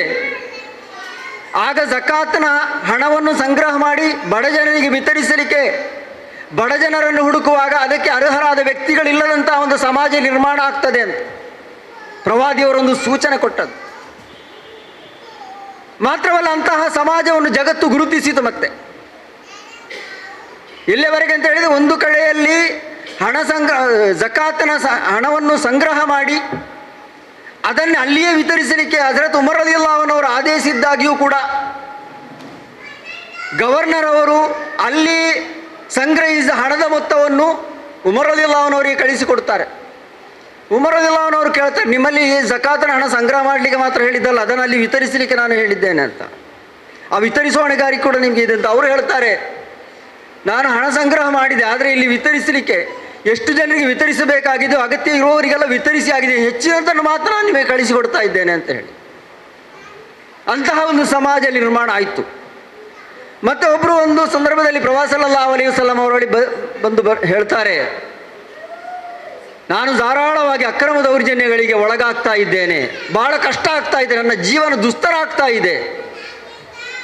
ಪ್ರವಾದಿ ಸಲ್ಲಲ್ಲಾಹು ಅಲೈಹಿ ವಸಲ್ಲಂ ಆ ವ್ಯಕ್ತಿಯೊಂದಿಗೆ ಹೇಳಿದರು, ಇಲ್ಲಿ ಒಂದು ಸಮಾಜ ಅಸ್ತಿತ್ವಕ್ಕೆ ಬರಲಿಕ್ಕಿದೆ. ಸನ್ನ ಮತ್ತು ಹಜರತ್ ಮೌತ್, ಆ ಸಾಮ್ರಾಜ್ಯದ ಎರಡು ತುದಿ. ನಾವು ಈ ಊರಿನಲ್ಲಿ ಅಂತ ಹೇಳುವಂತೆ ಕಾಶ್ಮೀರದಿಂದ ಕನ್ಯಾಕುಮಾರಿ ತನಕ ಅಂತ ಹೇಳಿದ ಹಾಗೆ, ಸನ್ನಾದಿಂದ ಹಜರಮೌತನ ತನಕ ಒಬ್ಬ ವ್ಯಕ್ತಿ ನಿರ್ಭೀತವಾಗಿ ಸಂಚರಿಸುವಂತಹ ಒಂದು ವ್ಯವಸ್ಥೆ ಇಲ್ಲಿ ಅಸ್ತಿತ್ವಕ್ಕೆ ಬರುತ್ತದೆ ಅಂತ ಅದು ಹೇಳುವ ಸಂದರ್ಭದಲ್ಲಿ ಆ ದಾರಿ ಅದು ಅಪಾಯಕಾರಿಯಾದಂತಹ ದಾರಿಯಾಗಿತ್ತು. ದರೋಡೆಕೋರರ ಕಳ್ಳಕಾಕರ ಭಯದಿಂದ ಮಾತ್ರ ಸಂಚರಿಸಲು ಸಾಧ್ಯವಾಗುವಂತಹ ಆ ಭಯದ ವಾತಾವರಣದಲ್ಲಿ ಸಂಚರಿಸುವಂತಹ ಒಂದು ವಾತಾವರಣ ಅಲ್ಲಿ ಇತ್ತು. ಪ್ರವಾದಿ ಸಲ್ಲಲ್ಲಾಹು ಅಲೈಹಿ ವಸಲ್ಲಂ ಅವರು ಕೊಟ್ಟ ಸೂಚನೆ, ಇಂತಹ ಒಂದು ನಿರ್ಭೀತವಾದ ಜೀವನ ನಡೆಸಲು ಸಾಧ್ಯವಾಗುವ ಒಂದು ವಾತಾವರಣ, ಅಂತಹ ಸಮಾಜ ಇಲ್ಲಿ ಅಸ್ತಿತ್ವಕ್ಕೆ ಬರುತ್ತದೆ ಅಂತ ಹೇಳಿ. ಸಮಾಜದಲ್ಲಿರುವಂತಹ ಕೆಡುಕುಗಳನ್ನು ನಿವಾರಿಸಲಿಕ್ಕಾಗಿ ಕೇವಲ ಕಾನೂನುಗಳನ್ನು ಮಾಡಿದರೆ ಸಾಲದು, ಜನರಲ್ಲಿ ಒಂದು ಜಾಗೃತಿ ಕೂಡ ಇರಬೇಕು. ಆ ಕಾನೂನನ್ನು ಗೌರವಿಸುವಂತಹ ಒಂದು ಜಾಗೃತಿಯ ಕೆಲಸ ಕೂಡ ಆಗಬೇಕು.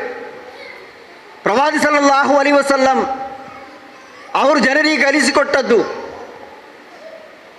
ನಾವು ಮಾಡಿದಂತಹ ಪ್ರತಿಯೊಂದು ಕರ್ಮಗಳು, ಪ್ರತಿಯೊಂದು ಚಟುವಟಿಕೆಗಳು, ಅದನ್ನೆಲ್ಲವನ್ನು ನಮ್ಮ ಸೃಷ್ಟಿಕರ್ತನು ರೆಕಾರ್ಡು ಮಾಡುವಂತಹ ವ್ಯವಸ್ಥೆಯನ್ನು ಮಾಡಿದ್ದಾನೆ.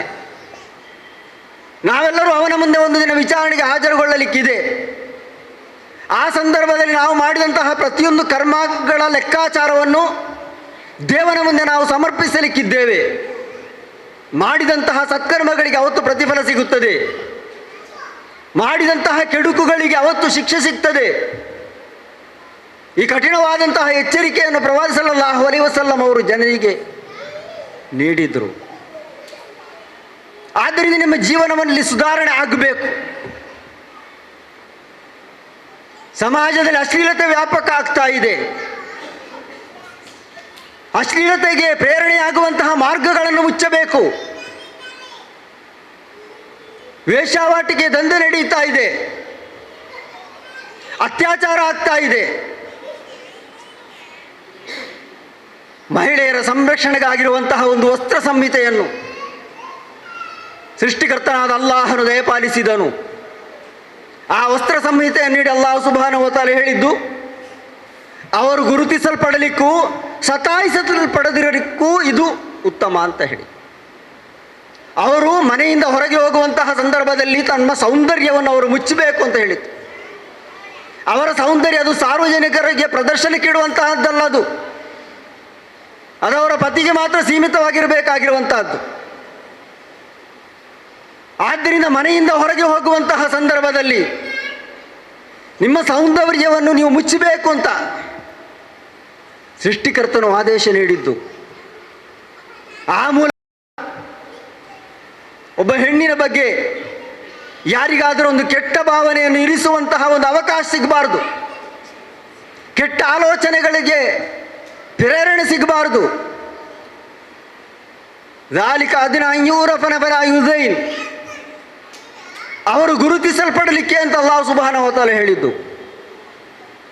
ಒಂದು ಡೀಸೆಂಟ್ ಆದಂತಹ ಹೆಣ್ಣು, ಈ ಹೆಣ್ಣಿನ ಬಗ್ಗೆ ನನಗೆ ಯಾವುದೇ ಕೆಟ್ಟ ಭಾವನೆಯನ್ನು ಇಟ್ಟುಕೊಳ್ಳಲಿಕ್ಕೆ ಸಾಧ್ಯ ಇಲ್ಲ ಎನ್ನುವಂತಹ ಒಂದು ಭಾವನೆ ಪುರುಷನಲ್ಲಿ ಬೆಳೆಯುವಂತಾಗಬೇಕು. ಅದೇ ರೀತಿ ಅವನು ಕಿರುಕುಳಕ್ಕೆ ಒಳಗಾಗದಿರಲಿಕ್ಕಾಗಿ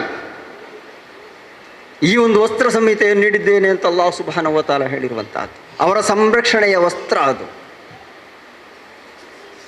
ಆದರೆ ಇಂದು ಫ್ರೀಡಮ್ನ ಹೆಸರಿನಲ್ಲಿ ಅವರಿಗೆ ನಾವು ಸ್ವಾತಂತ್ರ್ಯವನ್ನು ನೀಡ್ತೇವೆ, ಅವರು ಪುರುಷರಿಗೆ ಸಮಾನರಾಗಲಿಕ್ಕೆ ಬಯಸ್ತಾ ಇದ್ದಾರೆ ಅಂತ ಹೇಳಿಕೊಂಡು ಅವರ ಮಾನವನ್ನು ಹರಾಜಿಗಿಡುವಂತಹ ಕೆಲಸ ಆಗ್ತಾ ಇದೆ. ಅವರನ್ನು ಪುರುಷರ ಗುಲಾಮರಾಗಿಸುವಂತಹ ಕೆಲಸ ಆಗ್ತಾ ಇದೆ. ಇತ್ತೀಚೆಗೆ ಕೇರಳದಲ್ಲಿ ಒಂದು ಹೇಮಾ ಕಮಿಟಿ ರಿಪೋರ್ಟ್ ಬಂತು. ಅದರಲ್ಲಿ ಚಲನಚಿತ್ರ ಉದ್ಯಮಗಳಲ್ಲಿ ಮಹಿಳೆಯರ ಮೇಲೆ ಆಗುತ್ತಿರುವಂತಹ ಲೈಂಗಿಕ ದೌರ್ಜನ್ಯದ ಬಗ್ಗೆ ಒಂದು ವಿಶಾಲವಾದ ವರದಿಯನ್ನು ಪ್ರಸ್ತುತಪಡಿಸಲಾಯಿತು. ಅಲ್ಲಿ ಆ ಮಹಿಳೆಯರು ಧರಿಸಬೇಕಾದಂತಹ ಬಟ್ಟೆ ಯಾವ ಥರದ್ದಾಗಿರಬೇಕು ಅಂತ ಹೇಳುವಂಥದ್ದು ಅವರು ನಿರ್ಧರಿಸುವುದಲ್ಲ, ಪುರುಷರಾಗಿರುವಂತಹ ಡೈರೆಕ್ಟರ್ಗಳು ತೀರ್ಮಾನ ಮಾಡುವಂಥದ್ದು. ಶರೀರದ ಎಷ್ಟು ಭಾಗವನ್ನು ತೋರಿಸಬೇಕು ಅಂತ ತೀರ್ಮಾನ ಮಾಡುವುದು ಪುರುಷರು. ಮತ್ತೆ ಹೇಳ್ತಾರೆ ನಾವು ಸ್ವತಂತ್ರರು ಅಂತ. ಅಲ್ಲಿ ಅವರು ಪುರುಷರ ಗುಲಾಮಗಿರಿಯಲ್ಲೇ ಜೀವಿಸ್ತಾ ಇರುವಂತಹದ್ದು. ಮತ್ತೆ ಅಕ್ರಮ ದೌರ್ಜನ್ಯಕ್ಕೆ ನಾವು ಆಗಿದ್ದೇವೆ ಅಂತ ಹೇಳಿ ಈ ಮಾಧ್ಯಮಗಳ ಮುಂದೆ ಕಣ್ಣೀರು ಹರಿಸ್ತಾ ಇದ್ದಾರೆ. ಈ ಸೌಂದರ್ಯ ಅಂತ ಹೇಳುವಂತಹದ್ದು ಇದು ಸಾರ್ವಜನಿಕರ ಮುಂದೆ ಪ್ರದರ್ಶಿಸಲಿಕ್ಕಿರುವಂತಹದ್ದಲ್ಲ. ವ್ಯಭಿಚಾರಕ್ಕೆ ಪ್ರೇರಣೆಯಾಗುವಂತಹ ಏನೆಲ್ಲ ಮಾರ್ಗಗಳಿವೆಯೋ ಆ ಮಾರ್ಗವನ್ನೆಲ್ಲ ಮುಚ್ಚಿಬಿಡಲಾಯಿತು. ಕಳ್ಳತನಕ್ಕೆ ಪ್ರೇರಣೆಯಾಗುವಂತಹ ಯಾವೆಲ್ಲ ವಿಷಯಗಳಿವೆಯೋ ಆ ಮಾರ್ಗವನ್ನು ಮುಚ್ಚಿಬಿಡಲಾಯಿತು.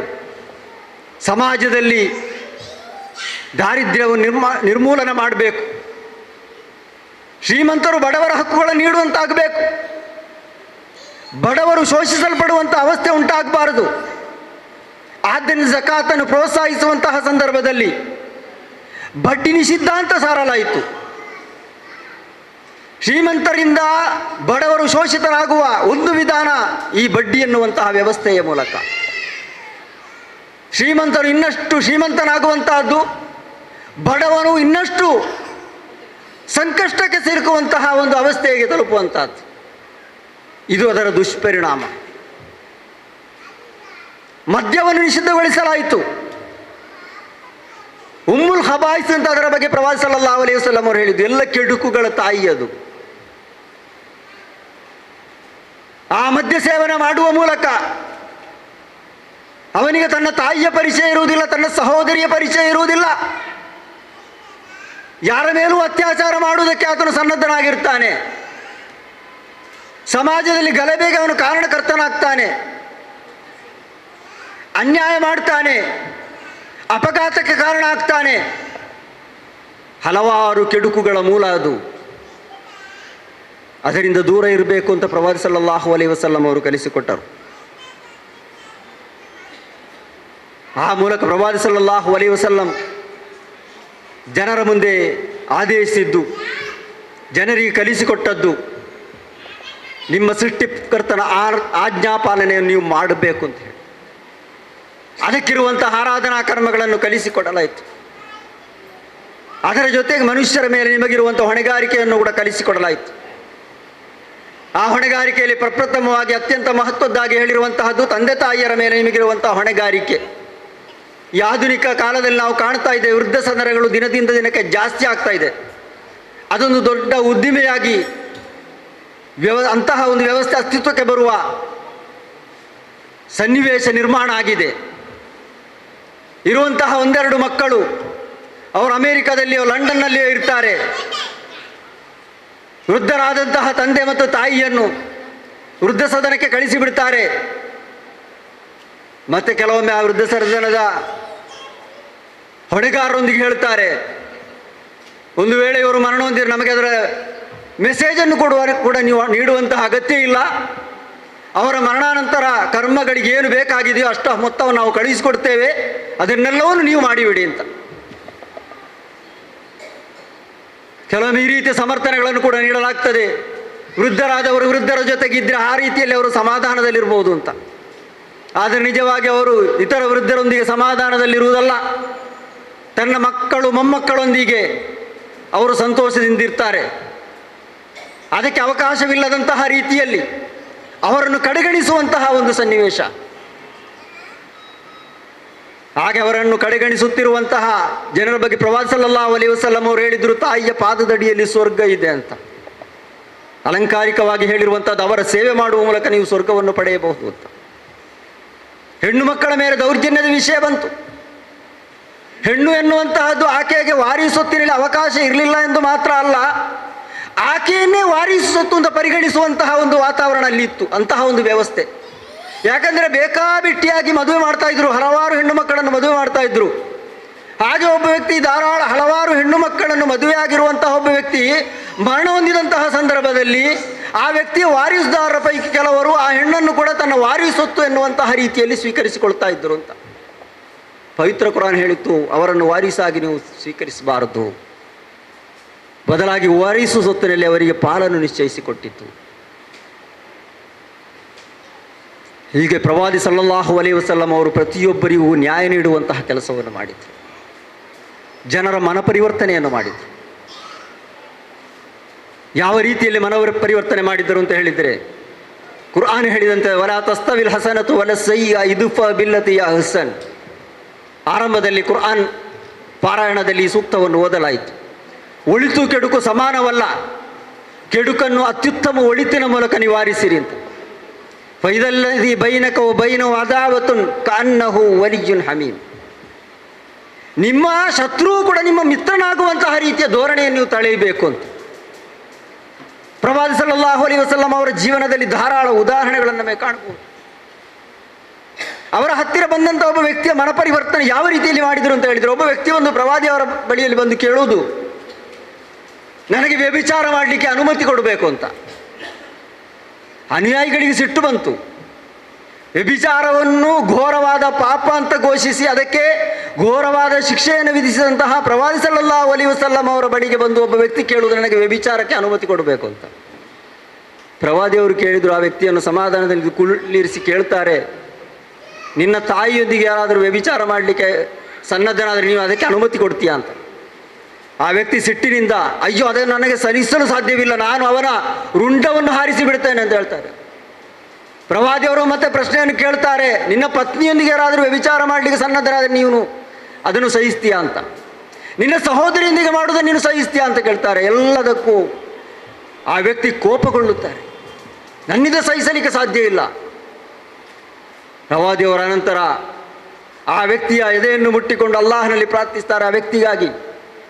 ಮತ್ತು ಪ್ರವಾದಿ ಸಲ್ಲಲ್ಲಾಹು ಅಲೈಹಿ ವಸಲ್ಲಂ ಅವರು ಹೇಳ್ತಾರೆ, ನೀನು ಯಾರೊಂದಿಗೆ ವ್ಯಭಿಚಾರ ಮಾಡಲಿಕ್ಕಾಗಿ ನೀನು ಹೊರಡ್ತಾ ಇದೆಯೋ ಆ ಹೆಣ್ಣು ಒಂದೋ ಯಾರದೋ ತಾಯಿಯಾಗಿರ್ಬೋದು, ಯಾರದೋ ಪತ್ನಿ ಆಗಿರ್ಬೋದು, ಯಾರದೋ ಸಹೋದರಿ ಆಗಿರಬಹುದು. ಈಗ ನಿನ್ನ ಅಭಿಪ್ರಾಯ ಹೇಳು. ಆ ವ್ಯಕ್ತಿ ಹೇಳ್ತಾರೆ, ಇಲ್ಲಿ ಬರುವ ತನಕ ನನಗೆ ಅತ್ಯಂತ ಇಷ್ಟದ ವಿಷಯ ಅಂತ ಹೇಳಿದರೆ ಅದು ವ್ಯಭಿಚಾರ ಆಗಿತ್ತು. ಆದರೆ ಈಗ ನನಗೆ ಅತ್ಯಂತ ಅಸಹ್ಯವಾದದ್ದು, ನಾನು ಅತ್ಯಂತ ದ್ವೇಷಿಸುವಂತಹ ಒಂದು ಕೆಡುಕು ಅಂತ ಹೇಳುವಂಥದ್ದು ವ್ಯಭಿಚಾರ ಅಂತ ಹೇಳ್ತಾರೆ. ಈ ರೀತಿಯ ಒಂದು ಪರಿವರ್ತನೆ. ಹಾಗೆ ಪ್ರವಾದಿ ಮುಹಮ್ಮದ್ ಸಲ್ಲಲ್ಲಾಹು ಅಲೈಹಿ ವಸಲ್ಲಂ ಅವರ 23 ವರ್ಷಗಳಲ್ಲಿ ಪವಿತ್ರ ಕುರಾನ್ನ ಆಧಾರದಲ್ಲಿ ಅವರೊಂದು ಸಮಾಜವನ್ನು ನಿರ್ಮಾಣ ಮಾಡಿದ್ರು. ಯಾಕೆ ಪವಿತ್ರ ಕುರಾನ್ ಅವತೀರ್ಣಗೊಳ್ಳಲಿಕ್ಕೆ 23 ವರ್ಷ ತಗಲಿತು? ಅದರ ಸೂಕ್ತಗಳು ಅವತೀರ್ಣಗೊಳ್ಳುವಂತಹ ಸಂದರ್ಭದಲ್ಲಿ ಅದನ್ನು ತನ್ನ ಜೀವನದಲ್ಲಿ ಪಾಲಿಸುವುದು ಹೇಗೆ, ತನ್ನ ಕುಟುಂಬದಲ್ಲಿ ಮತ್ತು ಸಮಾಜದಲ್ಲಿ ಅದನ್ನು ಇಂಪ್ಲಿಮೆಂಟ್ ಮಾಡುವುದು ಹೇಗೆ, ಇದನ್ನು ಪ್ರವಾದಿ ಸಲ್ಲಲ್ಲಾಹು ಅಲೈಹಿ ವಸಲ್ಲಂ ಅವರು ಮಾಡಿ ತೋರಿಸಬೇಕಾಗಿತ್ತು. ಆದ್ದರಿಂದ 23 ವರ್ಷಗಳಲ್ಲಿ ಬೇರೆ ಬೇರೆ ಸಂದರ್ಭಗಳಲ್ಲಿ ಅವತೀರ್ಣಗೊಂಡಂತಹ ಸೂಕ್ತಗಳನ್ನು ಜೀವನದಲ್ಲಿ ಯಾವ ರೀತಿ ಅಳವಡಿಸಬೇಕು, ಅದರ ಆಧಾರದಲ್ಲಿ ಯಾವ ರೀತಿ ಸಮಾಜ ನಿರ್ಮಾಣ ಆಗಬೇಕು, ಇದನ್ನು ಪ್ರವಾದಿ ಸಲ್ಲಲ್ಲಾಹು ಅಲೈಹಿ ವಸಲ್ಲಂ ಅವರು ತೋರಿಸಿಕೊಟ್ಟರು.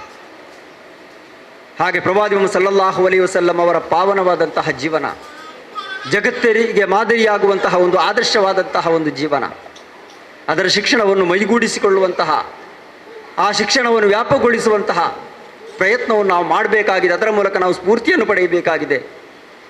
ಒಳಿತನ್ನು ಸಮಾಜದಲ್ಲಿ ಉಂಟು ಮಾಡುವಂತಹ ಪ್ರಯತ್ನವನ್ನು ನಾವು ಮಾಡಬೇಕಾಗಿದೆ. ಈ ನಿಟ್ಟಿನಲ್ಲಿ ನಾವು ಎಲ್ಲರ ಸಹಕಾರವನ್ನು ಪಡೆಯಬೇಕಾಗಿದೆ. ಆ ಸಹಕಾರದೊಂದಿಗೆ ಮಾತ್ರ ಒಂದು ಒಳ್ಳೆಯ ಸಮಾಜವನ್ನು ನಿರ್ಮಾಣ ಮಾಡಲಿಕ್ಕೆ ಸಾಧ್ಯ. ಈ ನಿಟ್ಟಿನಲ್ಲಿ ತಾವೆಲ್ಲರೂ ಇನ್ನಷ್ಟು ಇದರ ಬಗ್ಗೆ ಅಧ್ಯಯನ ಮಾಡಬೇಕು ಅಂತ ತಮ್ಮಲ್ಲಿ ಕೇಳಿಕೊಂಡು ನನಗೆ ಅವಕಾಶ ಮಾಡಿಕೊಟ್ಟದ್ದಕ್ಕಾಗಿ ಸಂಘಟಕರಿಗೆ ಮತ್ತು ನನ್ನ ಮಾತುಗಳನ್ನು ಸಹನೆಯೊಂದಿಗೆ ಆಲಿಸಿದಂತಹ ತಮಗೆಲ್ಲರಿಗೂ ನಾನು ಕೃತಜ್ಞತೆಗಳನ್ನು ಹೇಳುತ್ತಾ ನನ್ನ ಮಾತುಗಳನ್ನು ಮುಗಿಸುತ್ತೇನೆ. ವಾಹಿರು ದಾವಾನಾ ಅಲ್ಹಮ್ದುಲಿಲ್ಲಾಹಿ ರಬ್ಬಿಲ್ ಆಲಮೀನ್.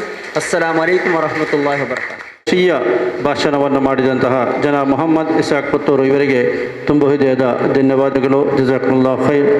ಈಗ ಕೊನೆಯದಾಗಿ ಧನ್ಯವಾದ ಸಮರ್ಪಣೆ. ಈ ಕಾರ್ಯಕ್ರಮದ ಕೊನೆಯ ಭಾಗ ಧನ್ಯವಾದ ಸಮರ್ಪಣೆ. ಇಂದಿನ ಈ ವಿಚಾರ ವಿನಿಮಯ ಕಾರ್ಯಕ್ರಮವನ್ನು ಸುಸೂತ್ರವಾಗಿ ನೆರವೇರಿಸಲು ಅನುಗ್ರಹಿಸಿದ ದೇವನಿಗೆ ಸರ್ವಸ್ತುತಿಗಳು.